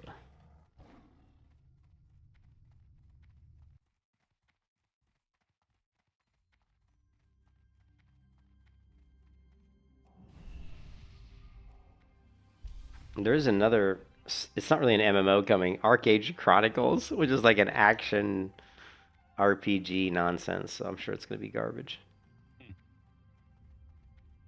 The only MMO we've got coming that looks decent is Chrono Odyssey. I mean this year, right? Like this year. Is it actually releasing this year, or is it just Yeah, it's supposed to, no, it's supposed to release at the end of this year. Now they could still do it. Well, they could still do a beta test. I don't think so. I mean, dude, you got a whole. Don't show a whole lot of it. Dude, you got a whole year. Yeah, the other zones were there. They weren't complete though. Like a lot of the other zones weren't complete. But I mean, they got a whole year, and their team's big. I mean, how long does it take to flesh out a few zones? And I mean, most of the systems were there, and the system. I mean, when you played the game, most of the systems were there. Like crafting and everything was there. Combat was pretty much there. They're just now modifying it a little bit. They just had to fix the lighting, clean up some of the animations, fix some of the performance, and then just flesh out the rest of the, I guess, the quests and the zones. But I mean, you had a whole year to do that, right? They started doing that last year after, when was the test? Remember? That test was like... August? I don't remember. No. But maybe it was months away from the end of the year, so it's been a while. You know what I mean? From that test to the end of this year is a good, like, you know, like probably 12... They didn't have all the classes available, was the other part that concerned me. Yeah. Well, I don't know. I hope that it'll come out this year. I don't want to hear your negativity. I'm just joking. I hope that they'll have something out this year. I mean, and even if they don't have it out, as long as they put out a long test. Yeah. Not like they did before. They had it mostly, and they had like almost the... I know this is kind of a bad name, word, etc., but if they had like a long-running early access period... Well, I would love to see... I actually like long-running early accesses because you get a chance to play the game. And also, when you have that, you're going to get more feedback from the player base. Just like Baldur's Gate was a perfect example of that, you know? Yeah, and plus... The only reason they actually ran that long was because they happened to unfortunately do it right when COVID hit. Yeah. I quite enjoyed that early access, and I think it turned out great. I do think I they did, had issues on their last act. Had a lot more bugs, so they could have used more polish time overall. But it's still pretty good, and they added the patches as necessary for free later, which I'm perfectly fine with. Well, the problem I had is I played the beta or the early access so much that by the time the game released, I was kind of bored of it. Because Act 1 does not look the same by comparison, though. To be fair, what doesn't? Act 1. Okay. Doesn't look the same as by comparison to what it was in early access. Oh, really? Yeah, it's not like a huge amount of changes, but there are some changes to like the new island ship thing, and then some noticeable changes in how the first little area is, but for the most part it is fairly much the same. I got my second sample, I think.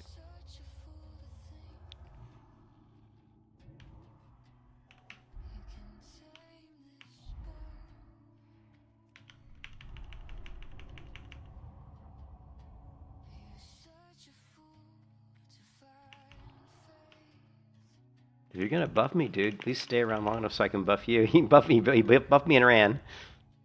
Buff and run.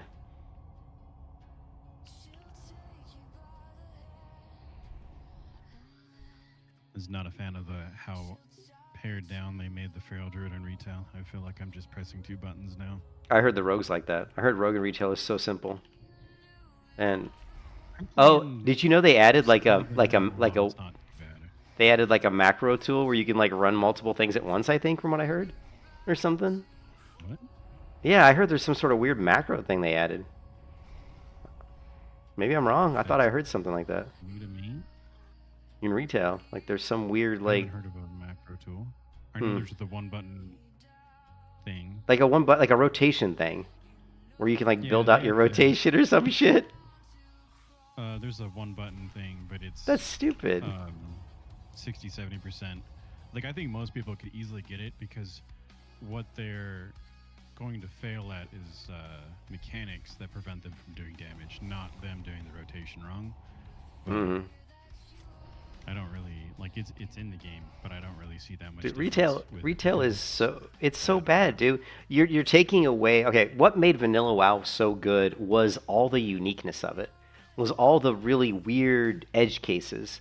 Was all the unique gear, right? Like there were like crazy like trinkets that if you like, for example, like a protection paladin. Like people didn't understand that protection paladin was actually really good if you had the right gear. If you had Skull Flame Shield, if you had Uther's trinket, like Uther's Light or whatever, you know, if you had Flurry Axe and you knew how to use just those 3 items can take a regular protection paladin who's just average and turn him into god protection paladin. You know, it's like a huge difference.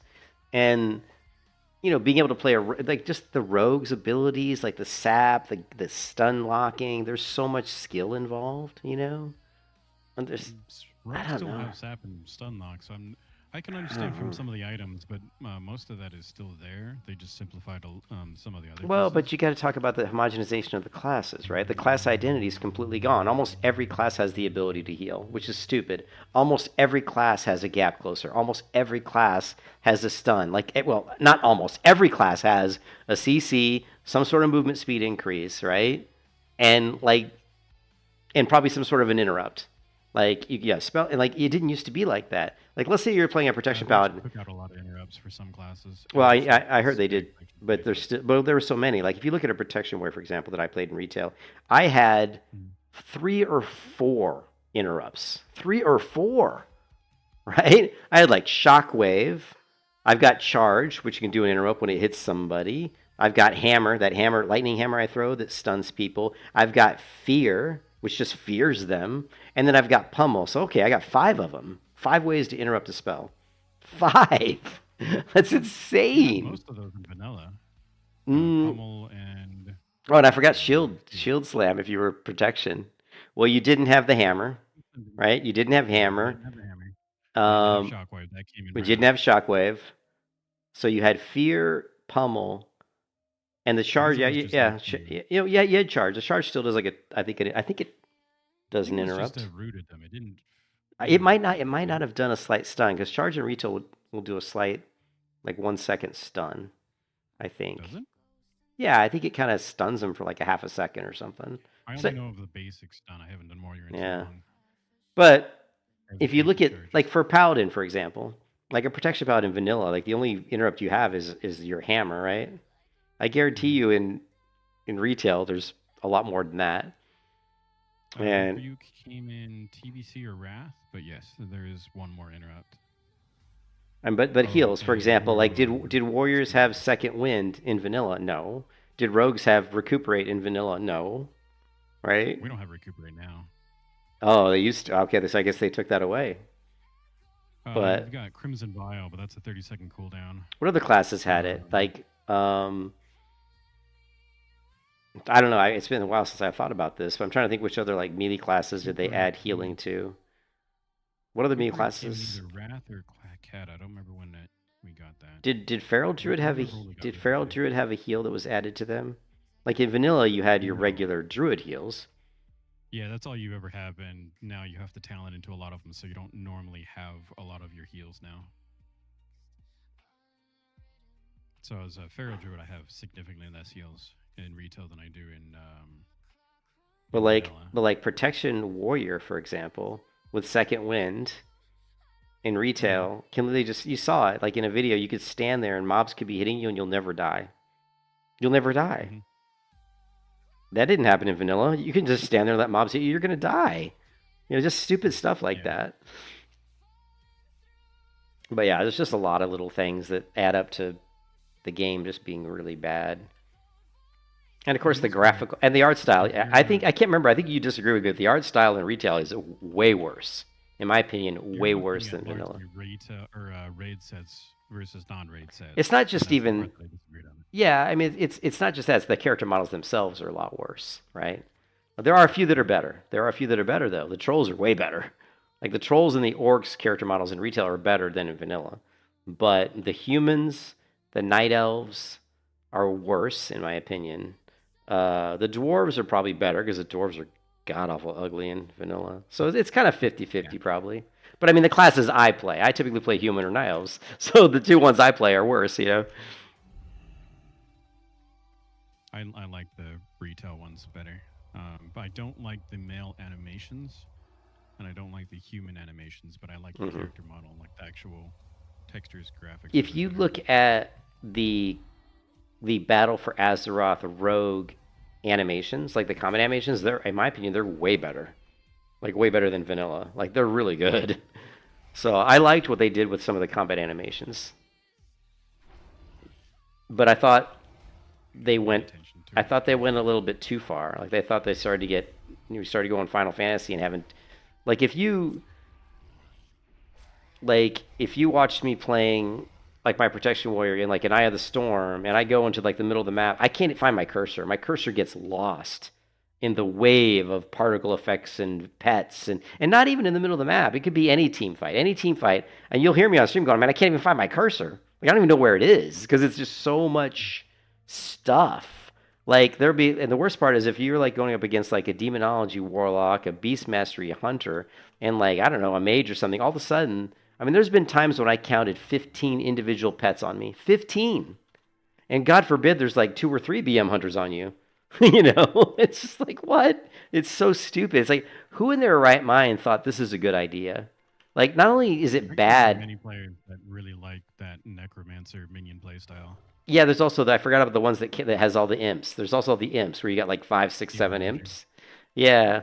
But I mean, like 15, and then you've got your dreadstalkers Mhm. and some other summonables. But it's not only bad for visually, because it's visually hard to see the screen, but it's also bad for people's computers. Not everybody has a super powerful computer, especially now that you can't even afford to buy one because of memory costs. And all those things are just, they really kill the CPU because it's got to render all these individual things. They're doing all their animations, they do all their spells, their particle effects. So it was just a really, I just not a fan. An option to turn those down, though, yeah. You can hide the nameplates of the minions, which I do. I hide the nameplates of minions, and other than that, you just have to turn I have the part like in retail, and I've got a good computer, you know, but in retail I have all the particles and spell animations I think turned down almost as low as they can go, just because I honestly don't want to see them because it's cluttering up my entire screen. Like, I can't see anything. Yeah, my wife's texting me. I hope she's okay. You never... Okay, good. It was a good text. I hope she's doing all right. Well, I get to see her tomorrow. I'm excited to see the new truck again. We bought that new truck, and it's just sitting over there, you know? Yeah. And I was afraid to drive it, because my wife's very... she's not like me with a new car. Like, if I'm driving a brand new car and it gets a scratch on it, I'm just like, my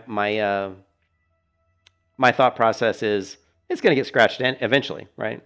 It's like having a brand new skateboard. It's going to get scuffed, right? Yeah. You know, use it at some point. It's going to, it's a truck. It's going to get scratches. I mean, it could be sitting in the driveway and in the middle of, there's a lot of hurricanes in Florida, right? You could be sitting in the driveway and wind blows up, some branches smack the side of the car and it gets a scratch. It's going to happen. So, but I'm afraid to drive her cars when they're like sparkling brand new, where there's not a scratch anywhere on the truck. Because then if I drive it, it gets a scratch. She'll be like, "You put a scratch on it," and she'll be all pissed off. You can't believe it. How we went out to the woods in the old truck when it was brand new, and we had the cat.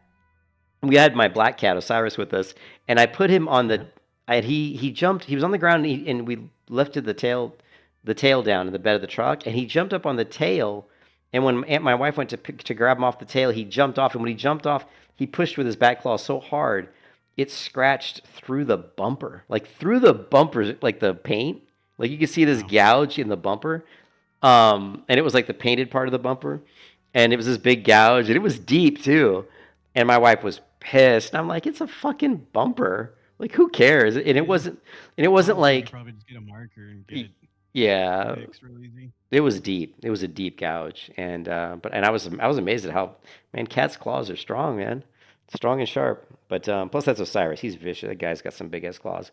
But she was so mad, and I was like, you know, Amber, I'm like, it's a truck. And she even jokes about it when you take a truck through like really narrow roads and the branches of trees have grown over where they're kind of into the road. Yeah. Then when you're driving down that road and all the branches are kind of scuffing on the sides of the truck as you drive through, she calls that pinstriping. You're adding pinstripes to your truck. She goes, all right, let's go do some pinstriping. So I'm like, you're okay with branches hitting the side of your truck and putting little tiny scratches, but if the cat puts a scratch, you freak out.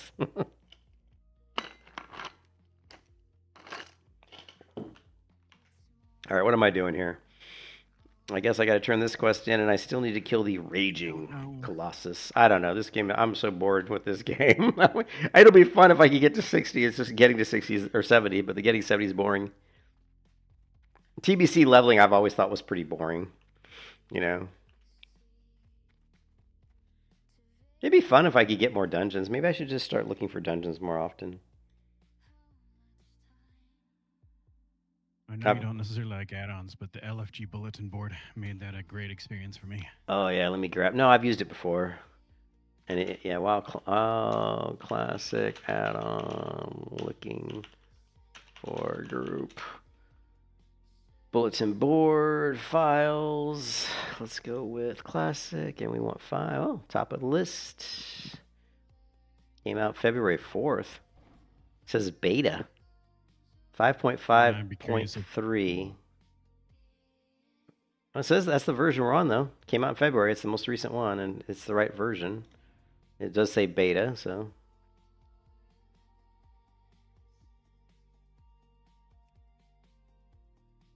We'll test it out.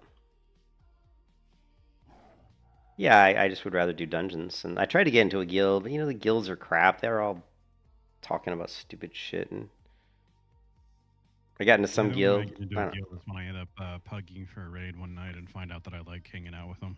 Other than that, I don't. Yeah, usually what I do with guilds is I just level them. I just go through the leveling content, and if I end up grouping with people and I can tell that they're nice people and what they're talking about is intelligent conversations, then I'll be like, and if their guild name is cool, because I'm not going to join a guild that's like, you know, TBC Butt Slammers or something, you know what I mean? So it's got to be a decent name. So if it meets all that criteria, I'm like, hey, you guys need to, you know. And I also don't like guilds that are really big. I prefer guilds that are like 50 to 60 people. Anything once it gets over 100, it's just, I mean, and I get annoyed when people have guilds that are like 400 people and you go in and you sort the guild by last login date and like half of them haven't even logged in over a week. Like, come on, dude. I'm like, you gotta purge people, man. You gotta purge people. Like, I just got in this guild yesterday and it was 400 people. Like, a quarter of them hadn't logged in over like a month. So it was obviously a guild that's been around for a while. I mean, they hadn't even logged in like a fucking month. I'm like, just get rid of these people. Yeah, they can join again if they come back, but... Yeah. You want the guild to be active. You don't want a bunch of people like just showing their offline all the time.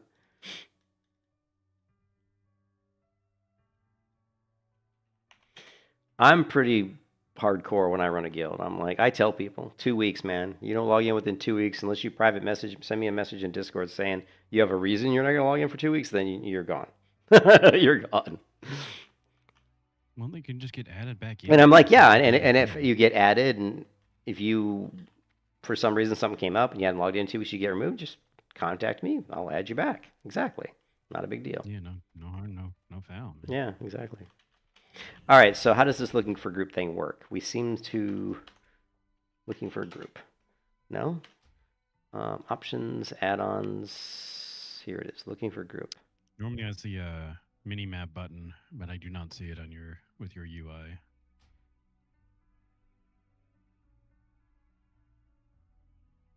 Is that little puzzle icon? Oh yeah, there it is. The first one on the right.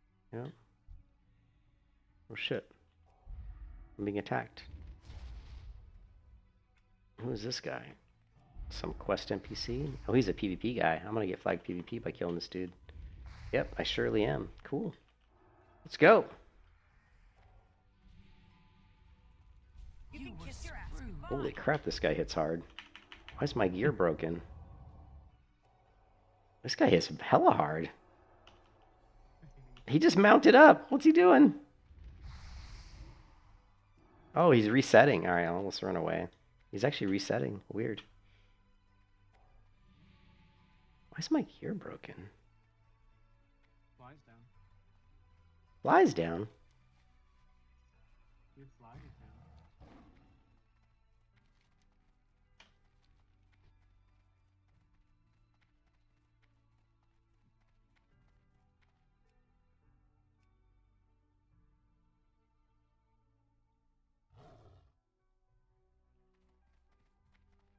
Oh.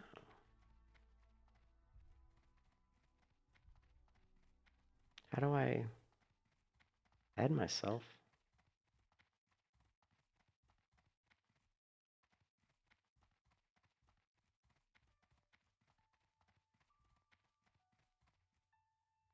Oh, here we go. Nice.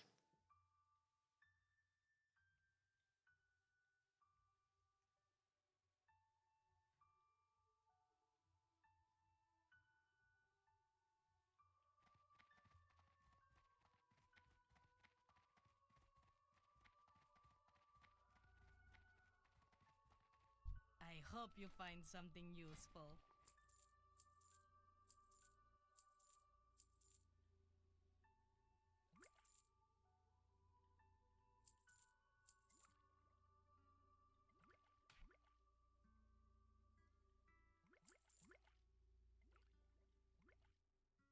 What, sweetie?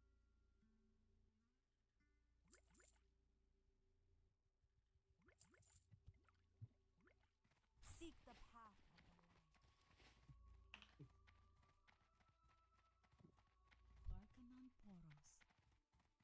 Which one of these repairs? This one. Welcome. Browse at your leisure. Favor the road traveled by few.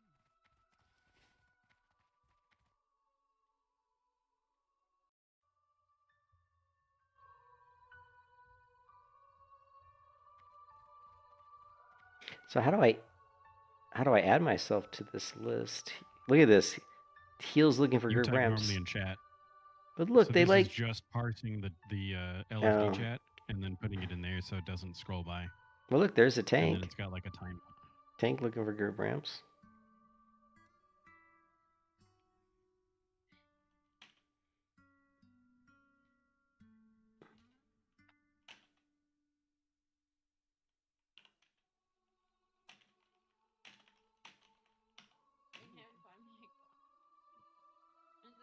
There, I showed up. Look at that.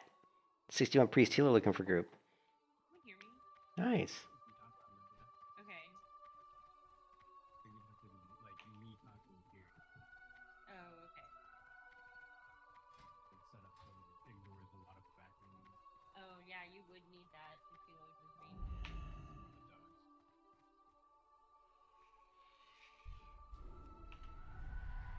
This is unbelievable. You've got healer, healer, healer, tank.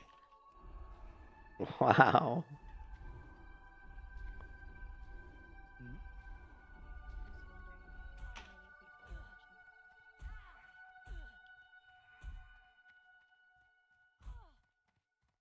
But no one wants to form, no one wants to lead. That's the problem. And honestly, I don't want to lead either. I don't want to be the lead. Why did it go away? Is it because I'm in combat? That was weird. Why did the window disappear? Easy enough to bring back. You don't remember if in Vanilla you can have multiple windows open. Can you have your map open with your character pane? I guess not. Huh. Map still takes up the whole UI apparently.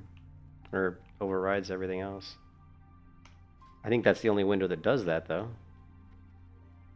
Yeah, there's something funny with certain windows. Retail has an add-on I use called Demodal that prevents that from happening. Goodbye. Ah.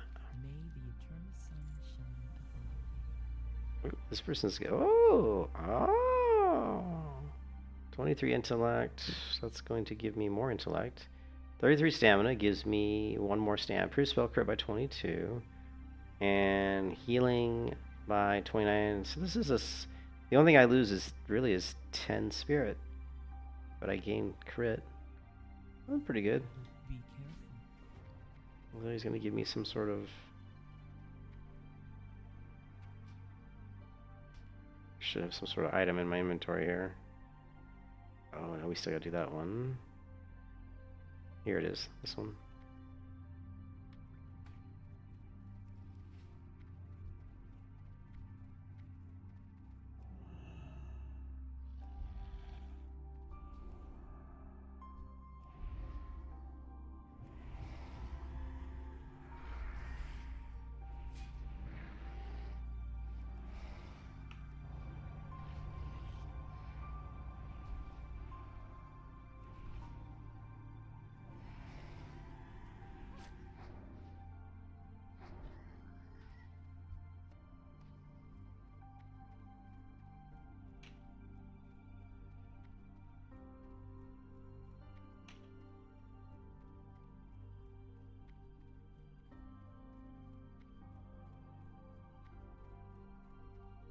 Greetings.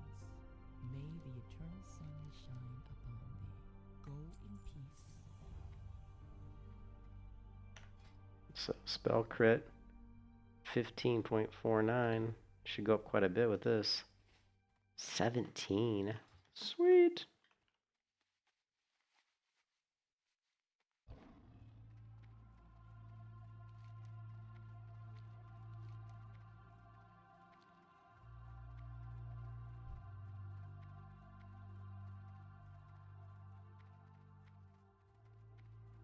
Looks like the window closes after a certain amount of time. That's not something I've experienced. Yeah, like, hold on a second, let me bring it back up. Yeah, I was just like, after a certain amount of time, it just disappears. We'll see if it does it again. Or maybe it disappeared when I mounted up. Maybe that's what it was. Don't know why mounting up would make it disappear, though.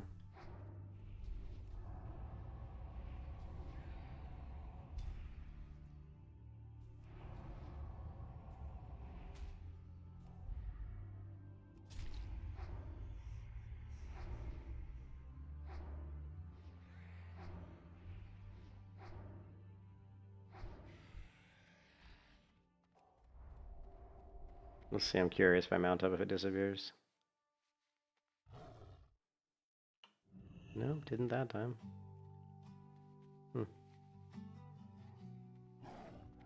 I probably pulled up the map. No, the map doesn't do it, does it? Oh yeah, the map does. That's probably what I did. I pulled up the map. Everything you never do, and all you never say, never make it easier to numb out all the pain. Not like anything was wrong, it never made it right. You're the one to come on strong, so why am I all alone? Here we go again, the same old thing. Smiling through a bleeding heart, I'll fake it till I break apart. What's it gonna take to look away? Man, some days I hate this town. You never fail to let me down. Better stay away before I break now. There's nothing more to say. I'm only days away from a meltdown. Now it's getting colder. Driving in my car. Some things never feel the same. Don't know where to start. It's not like this is new to me. I really shouldn't care. It's not like you were there for me. So why do I still want you here? Here we go again, the same old thing. Smiling through a bleeding heart, I'll fake it till I break apart. What's it gonna take before I break? Man, some days I hate this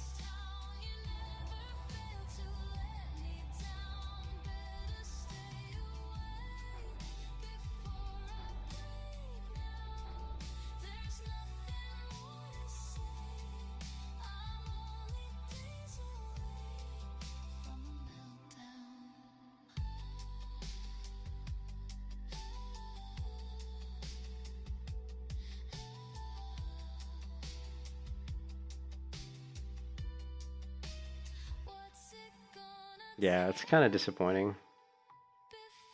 But What? like, it's just disappointing that I can't get groups, you know? You think as a healer, it'd be like, you know? I think only tanks are the ones that are getting invited to groups.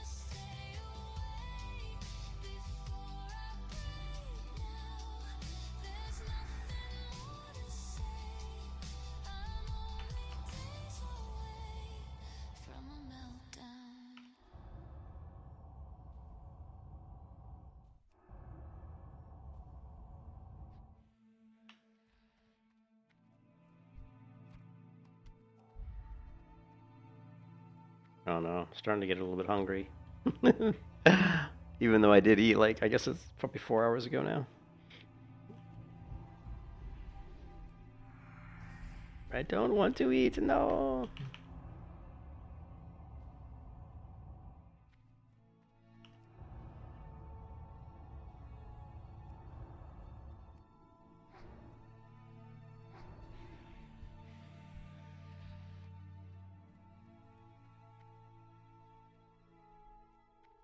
There's another tank looking for group ramps. The ramps. His name is El Chapo.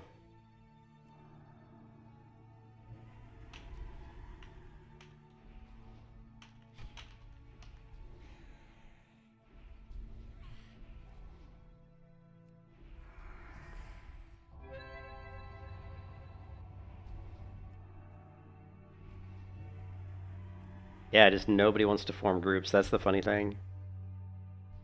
What? Nobody wants to form groups. I mean, you've got a healer and a tank looking for a group for ramparts. Like, no one's saying, "Oh, we got a healer and a tank. All we need to do is put people in a group, and you know, and then you just need some DPS, right?" And yet, no one's like, I mean, I should be doing it, but I'm too lazy to. I just think I'm actually plus I'm watching it just to see if someone will invite me. It's just out of curiosity, but. I don't know. This game is boring. I'm so bored of World of Warcraft, dude. That's what was cool about Ashes. At least Ashes was something new, you know? Yeah. And the combat was a lot more fun. Because it was more action-based. Yeah, I agree.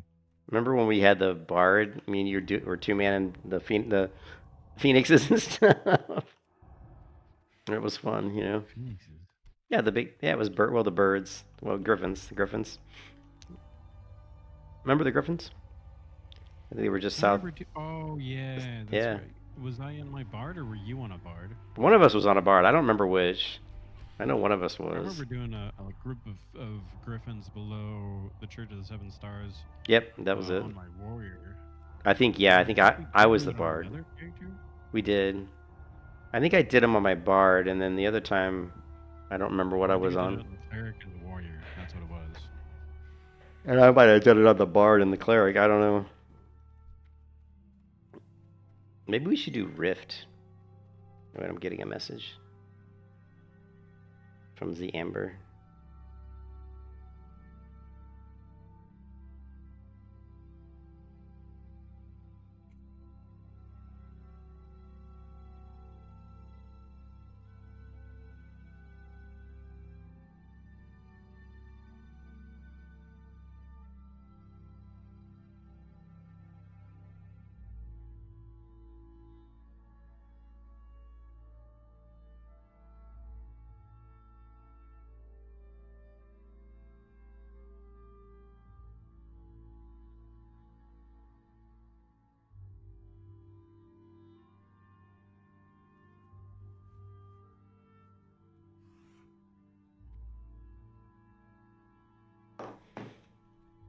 Actually,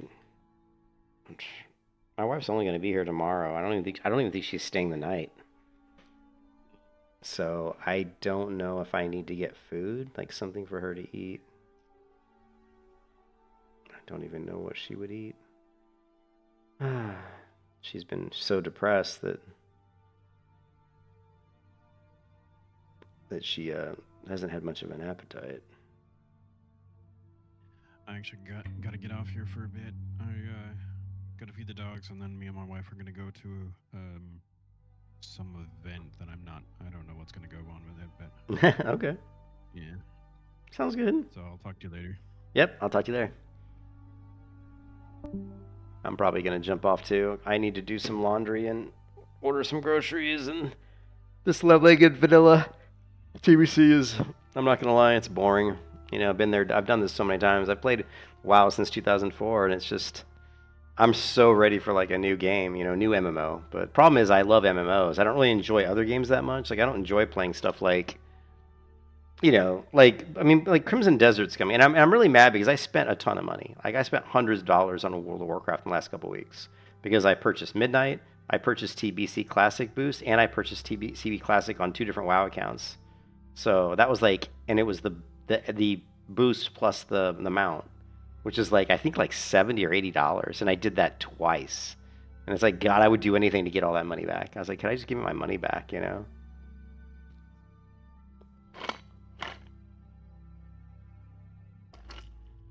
I know better. Every time I buy any kind of a new WoW expansion, I almost always regret it. But it's just there's nothing else out there, you know?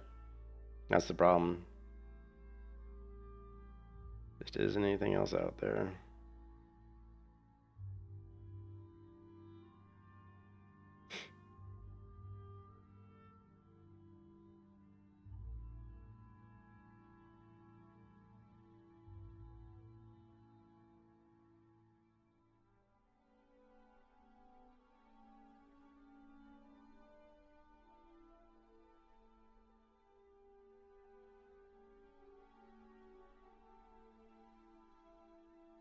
Hmm.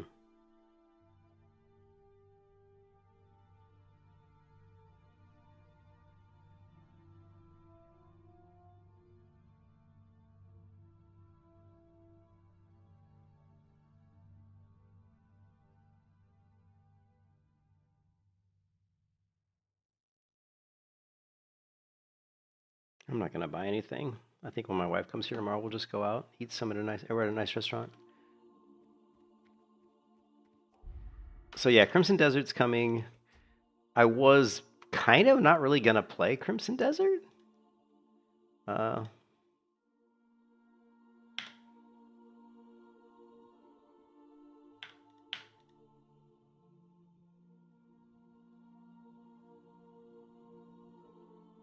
wasn't really looking to play Crimson Desert, but because it's a single player game, you know. Also, I'm trying to cut back on spending right now. I don't know how much. Let's see how much Crimson Desert's gonna cost. I think it comes out like really soon. Like, I think it's this month actually. $70. Ouch. That is way more money than I want to spend. That is way more money than I want to spend.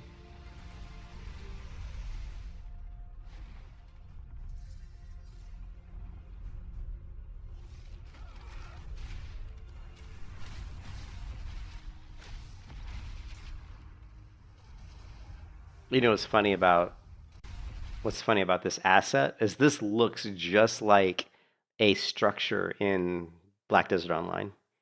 This looks just like, there's a church in Black Desert Online, and this looks very similar to that church.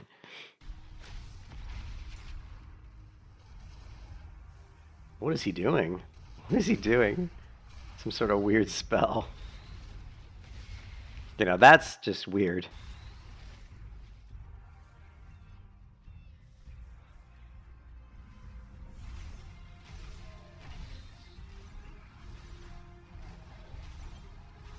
Just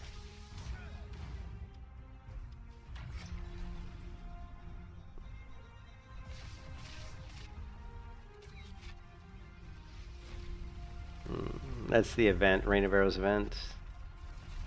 It's a big ass dragon. Some sort of weird game, mini game.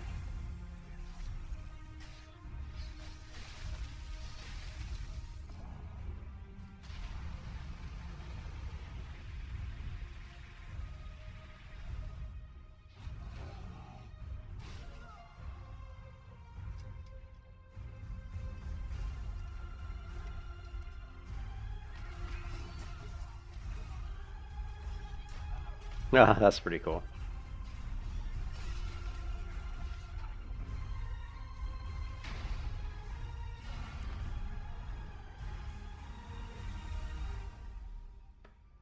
That game would be so cool if it wasn't a single player game. I don't like single player games. I don't like playing just by myself. I find it really boring. That's why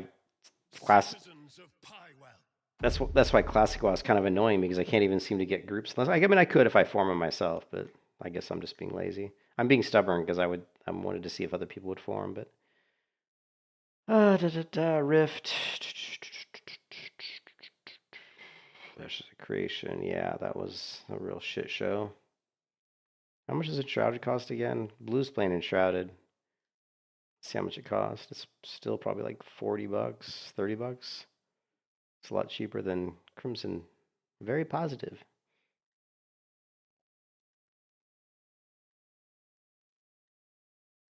But we do have, I mean, there's games to play. I mean, there's Pantheon Rise of the Fallen, right? So, but they're doing their update. I've been kind of holding off playing Pantheon because they're going to wipe the servers. And, you know, with this big, like, update that's coming in the spring. So, don't recommend this channel. I hate when shit comes up on my stuff. Like, who is this? I don't care. Who is this guy? Don't recommend this channel.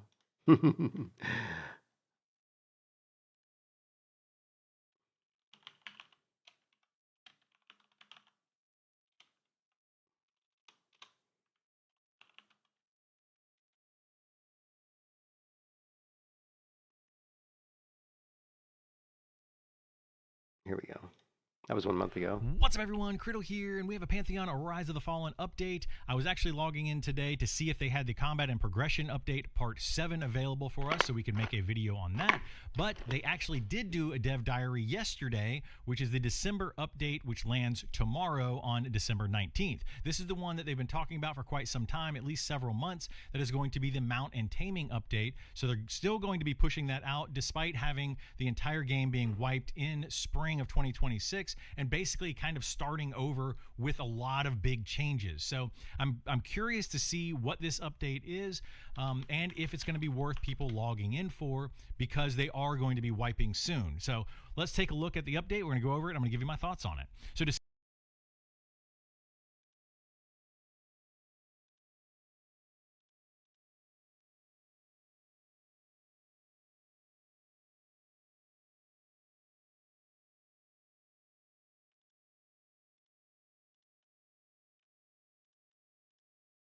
Story behind Nightfall Crit. Combat progression update progresses February 6th. A few weeks ago, we found detailed technical requirements for the mail system.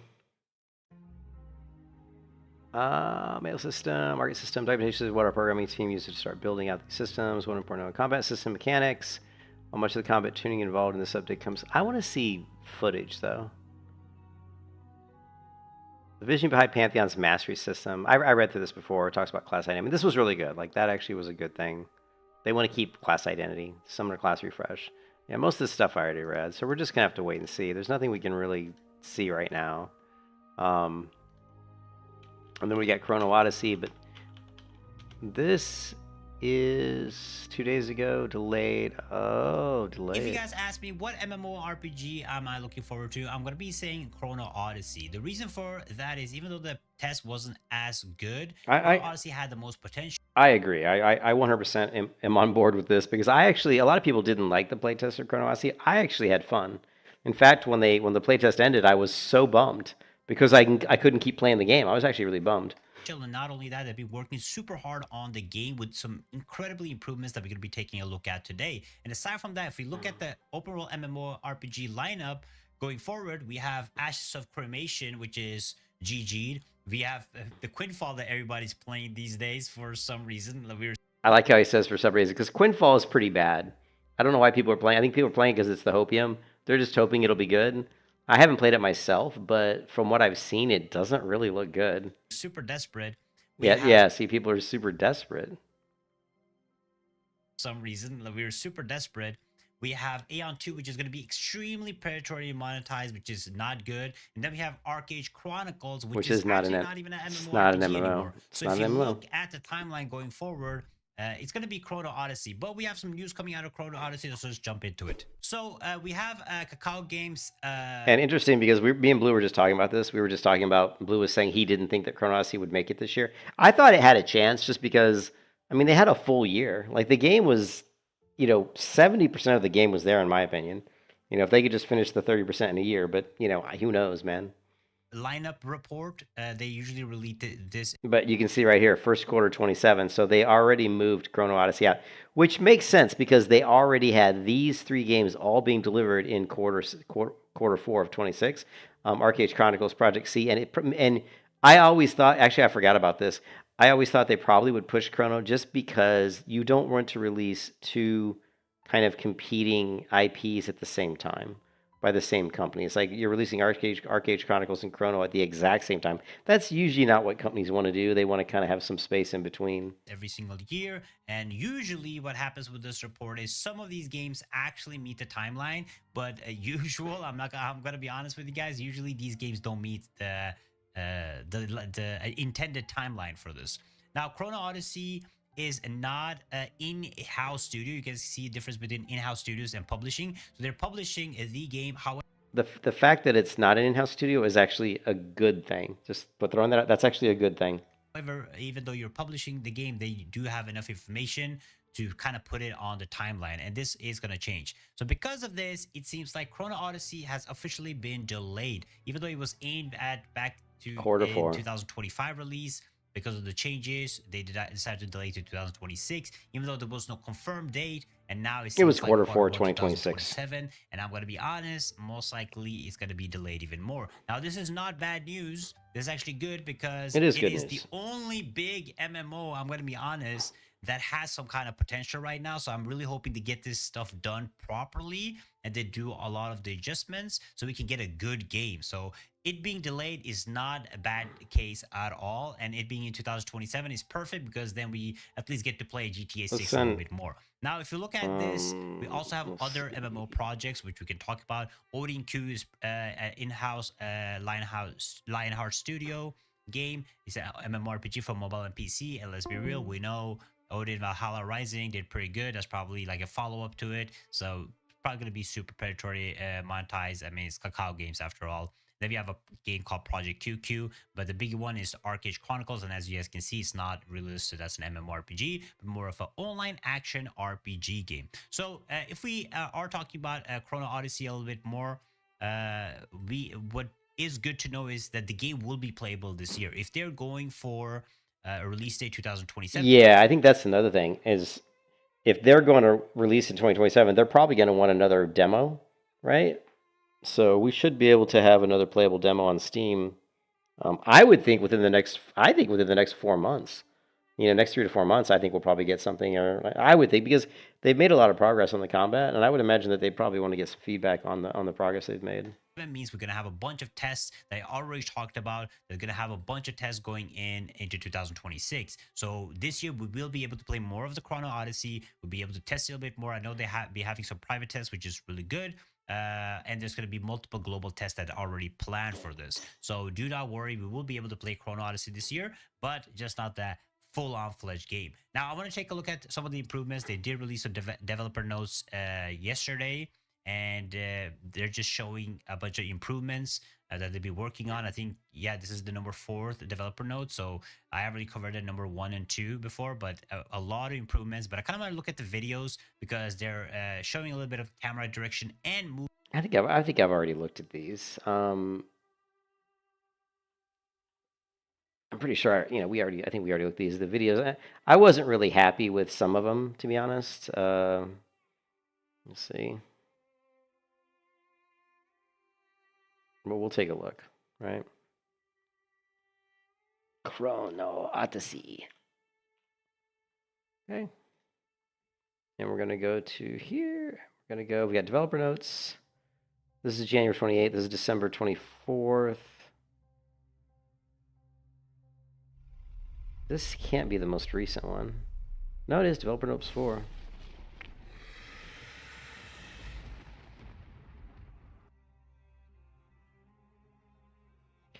So, I'm not really a fan of this one at all.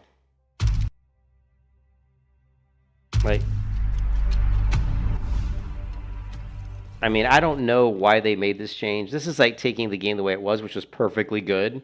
Like, the way the combat worked in Chrono was already perfectly fine. and you know the camera faced where you were moving, like where you were pointing your character is where the camera is. Now it's not like that. Now they've freed the camera, which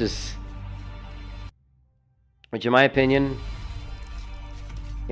this is a bad change. I don't like this change. I think this is more for controller players that are using a controller, and this is more to make the game feel like a Souls-like game, for example, which I don't really care for.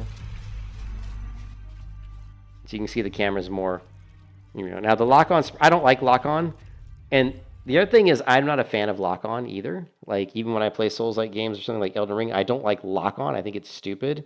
I think the only reason it exists is because it's. I mean, I hate it's just it's stupid. It's like you should be skilled enough to position your character in a spot where you can land blows on the enemy. That's called skill. So having the game automatically lock on is kind of has this effect where it affects how the character moves, and I don't like that. You know, you don't have that full freedom of movement.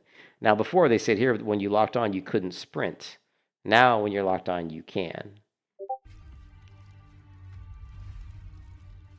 See how he's sprinting. And notice how he's not even facing the mob. Now, I could get used to this type of combat. It's just not my favorite. And I'm hoping, and I'm not the only person. A lot of people have asked for this to be optional, for there be an option to either do the the free look camera or whatever you want to call it, the unlocked camera or the locked camera. I prefer the locked camera. I don't like this because if I'm attacking a mob, I'll turn the screen to face the mob, right? You use the mouse to rotate the screen, right? Whereas here, you're just using the arrow keys or stupid controller to kind of turn. There's I don't see a benefit. The only benefit I could ever see to doing it this way is that you can face your character away from the enemy and run away from the enemy while still looking at the enemy. That's the only benefit that I see. Otherwise, if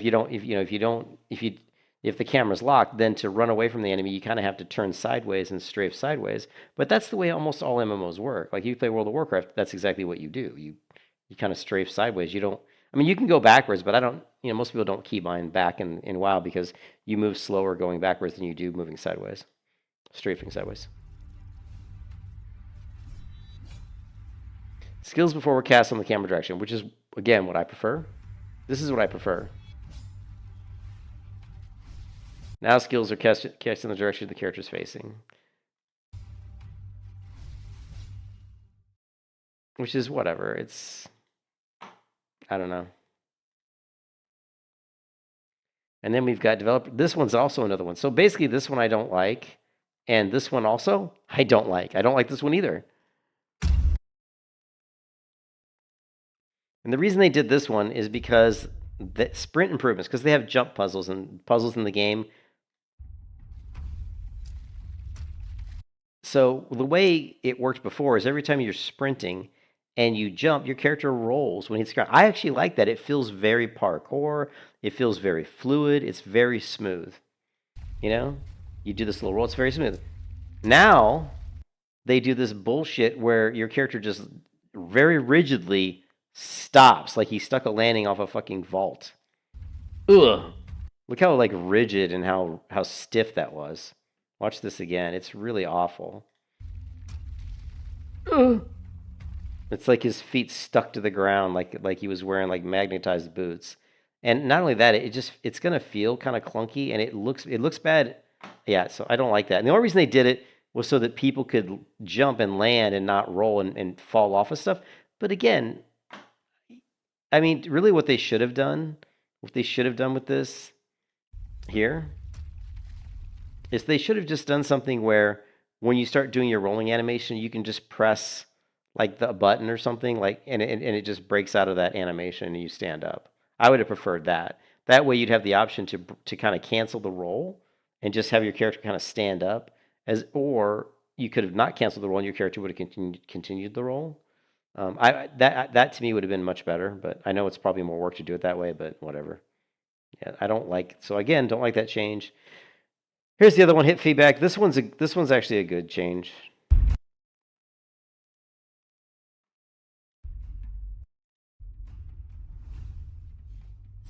Although I did see some people thought it could be a bad change, but I've never thought of hit feedback as being a bad thing. You see here, before, when you hit the enemy didn't have any kind of a reaction. There was no stagger animation. Like, you're hitting the enemy and he's, he kind of flashes red a little bit, some blood flies. Like, there he staggered. Actually, there he staggered. What we're going to do is we're going to go playback speed, and we're going to go 0.25, mute it. You can see when he gets hit, he staggers just slightly. Now watch here. There he didn't really stagger at all. There he kind of staggered a little bit. See how he kind of staggered backwards? Now on the new, reacts when hit. Like, look how when you get hit, you're getting totally, like, staggered big time when you get hit. Now let's see what happens when you hit him. Okay, I saw no reaction by him. Again, I saw no reaction. So it looks like you're reacting when getting hit, but it doesn't look like the enemy's reacting.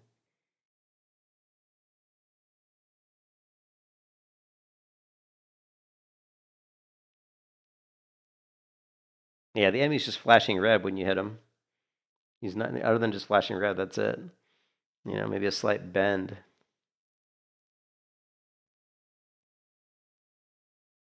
Now, he leaned back a little bit there. You saw he kind of leaned backwards after getting hit. Now,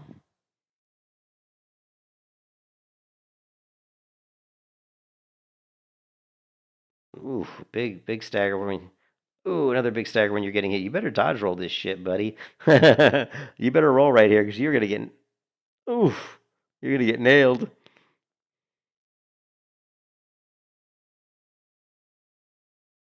So,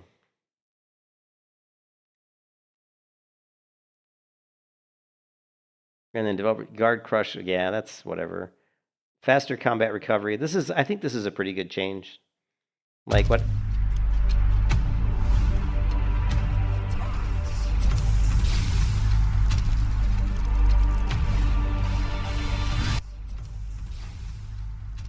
I hate how it keeps opening it up and.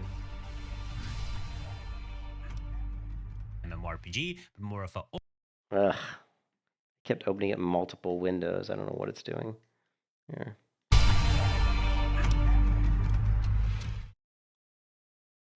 God, I hate that.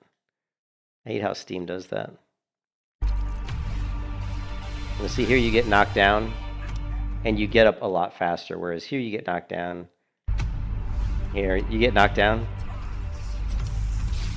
and it takes you forever to get back up. Look at that. So I think that was a pretty good change. Online action RPG game. So it's for more precise movement and landing, but I do think the first one with the roll feels way better. Actually looks a little bit better. I mean, it looks better and it feels better. It not only does it.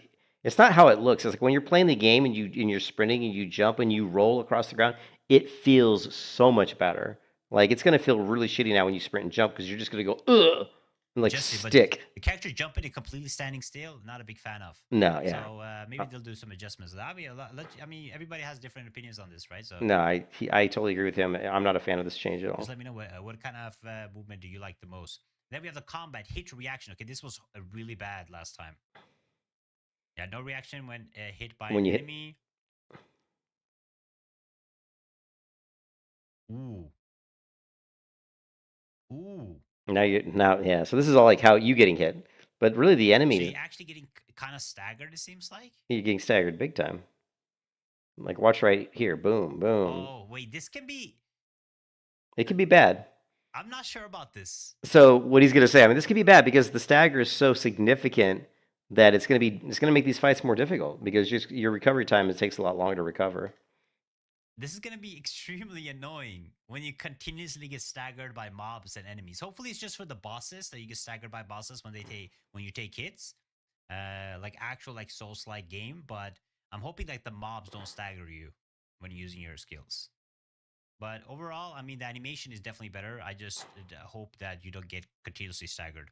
Then we have the guard crush system.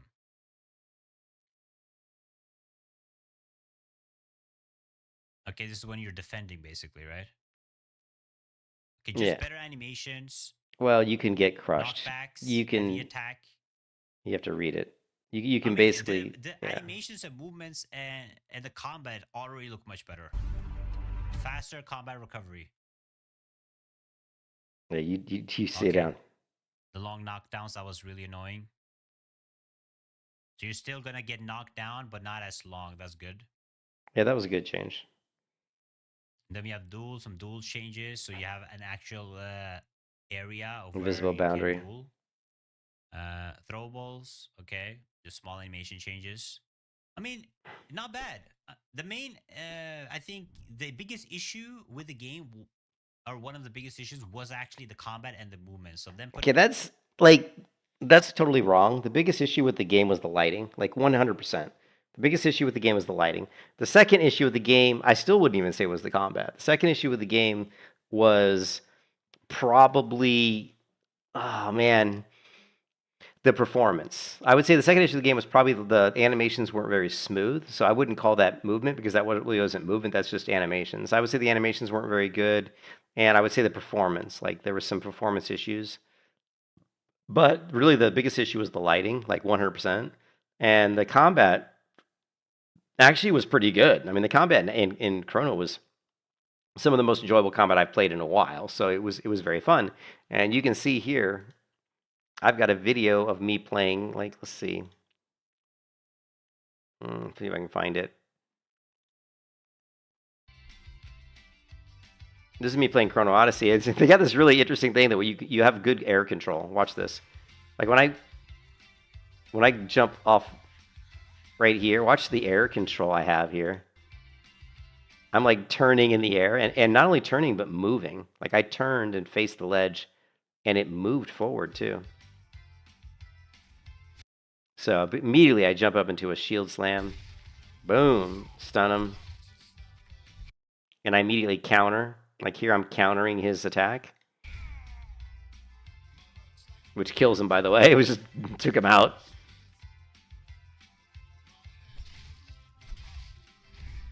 Again, I countered. And did like a counter attack there or whatever. This is really cool because I do like almost like a cross cut in if you guys have ever played Vindictus. This is almost like a cross cut. So basically I'm anticipating his attack and I'm basically countering it into this kind of interesting forward rushing attack with dual blades. And the window to counter is pretty small. And players were complaining about it, which I'm like, it's fine. Leave it alone. It's a skill thing. It's a skill thing. It takes timing. And that's what makes games good, is that you actually have to have some skill. Like, if it's too easy and everybody can do it, then you take it out, you're taking the skill of the game, and then it's no fun anymore. If everybody can do it, it's not fun. You know what I mean? So right there, the counter there was a small window there. And right here, I'm anticipating attack, and he doesn't do it right there, and he didn't attack, so. And you could see where I anticipated. Right here, I go into, right there. See where I block? What I'm doing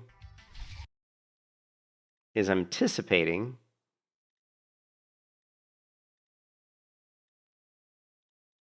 Right there. I go into block because I'm anticipating him to attack here quickly, and he doesn't. Which makes sense because it's a two-handed weapon. You know? He doesn't, so I immediately roll out, and then he goes into his attack animation, so I go ahead and just reset, roll out of the way, right? Then I come in and go into my charge, like shield slam or whatever it is. And here I go into my counter. So right there's a counter, right? Oh, I keep getting it too late. So here I do like a shield slam. And then right here, I know he's going to do this big swing with his two-hand axe. So right there, I basically parry. I parry that attack.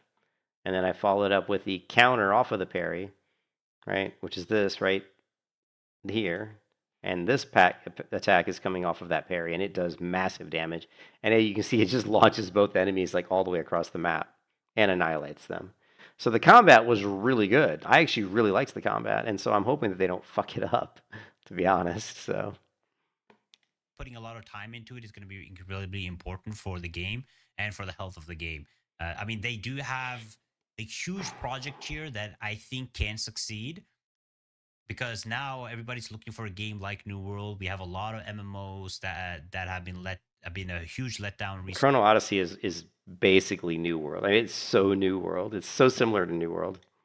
So coming in with Chrono Odyssey with these massive changes is going to be super good for the game. So I just want them to take a lot of time, work on the game, and then hopefully we'll get to do some testing this year. I would love to hear you guys' opinion. Will you guys be checking out Chrono Odyssey? I know people haven't been completely happy with the early testing of the game, and it's understandable why, but from the MMOs that have been either shut down or isn't releasing anymore or is releasing, I do think that this game has the biggest potential.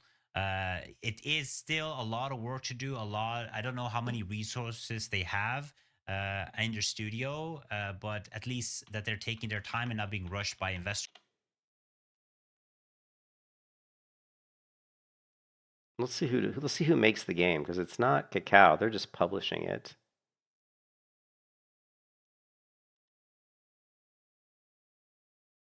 The developer's Chrono Studio.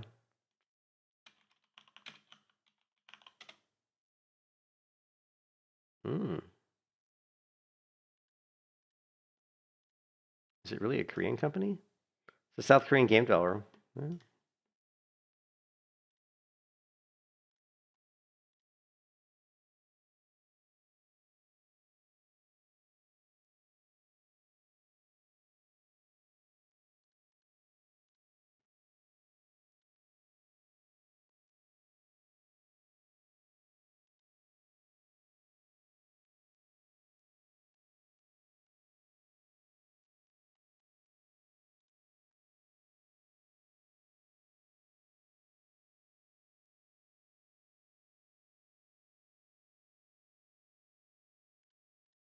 I don't really ever believe what Reddit says, but it says here, I'm not sure why they're lying on this front, but MPixel owns Chrono Studio as far as I know. I don't know about that. I can't trust anything I read off Reddit. Corporate culture. Boy, this site being in Korea is loading very slowly. We can try to fix that though. Let's do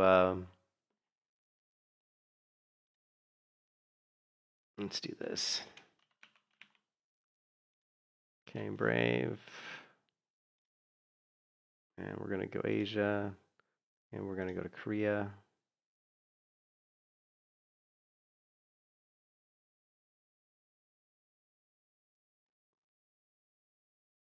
Okay.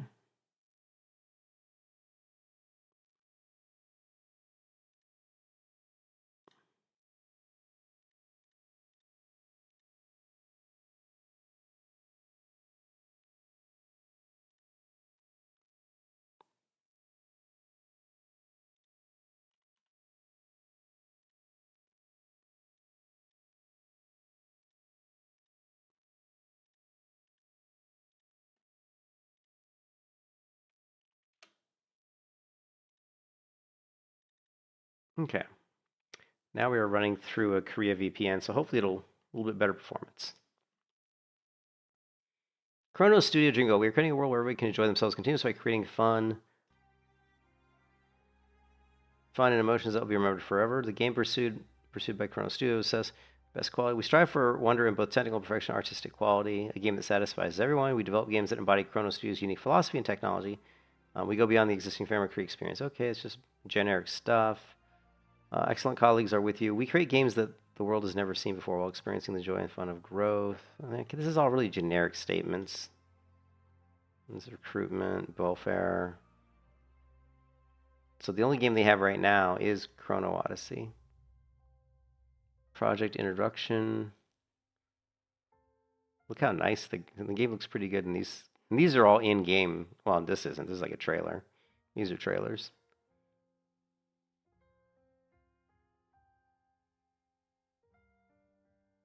Project introduction.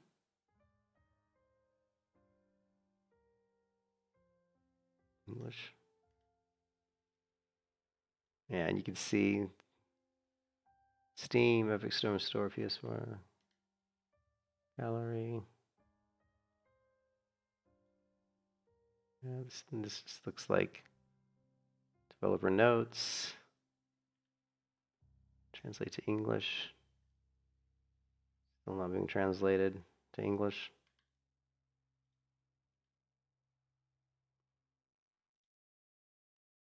Hmm.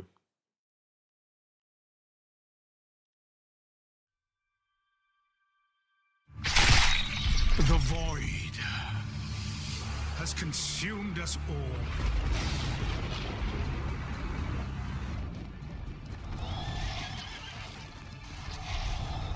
Is this the end?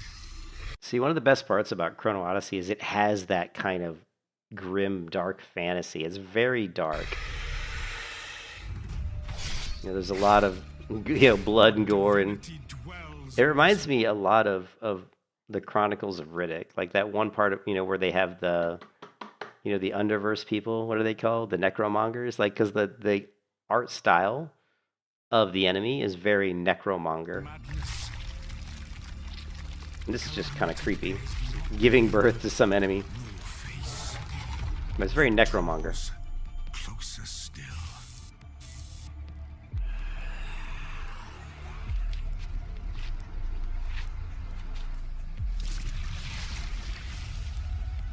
I shall return you to the past.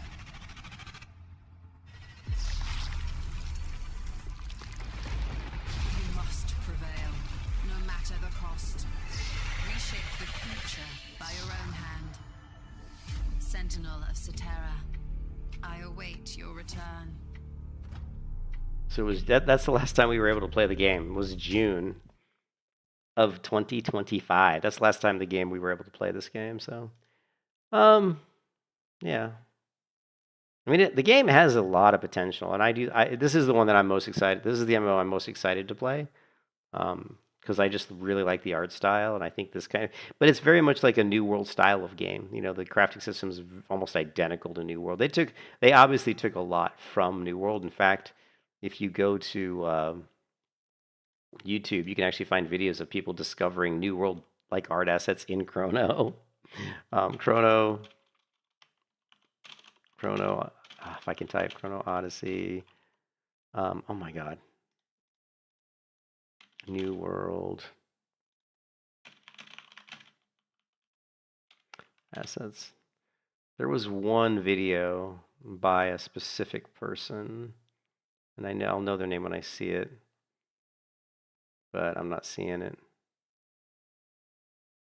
Yeah.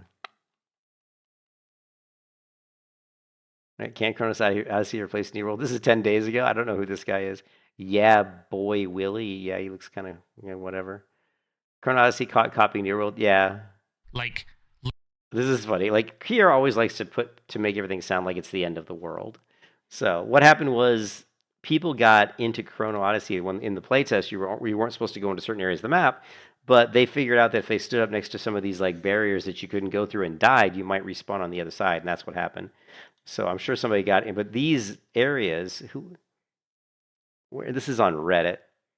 Can I copy your homework? Yeah, but this is basically like a village it's basically like almost copied directly from New World, which shows you that they were definitely looking at New World. But it was an area you weren't supposed to get to, and there's nothing wrong with copying another game.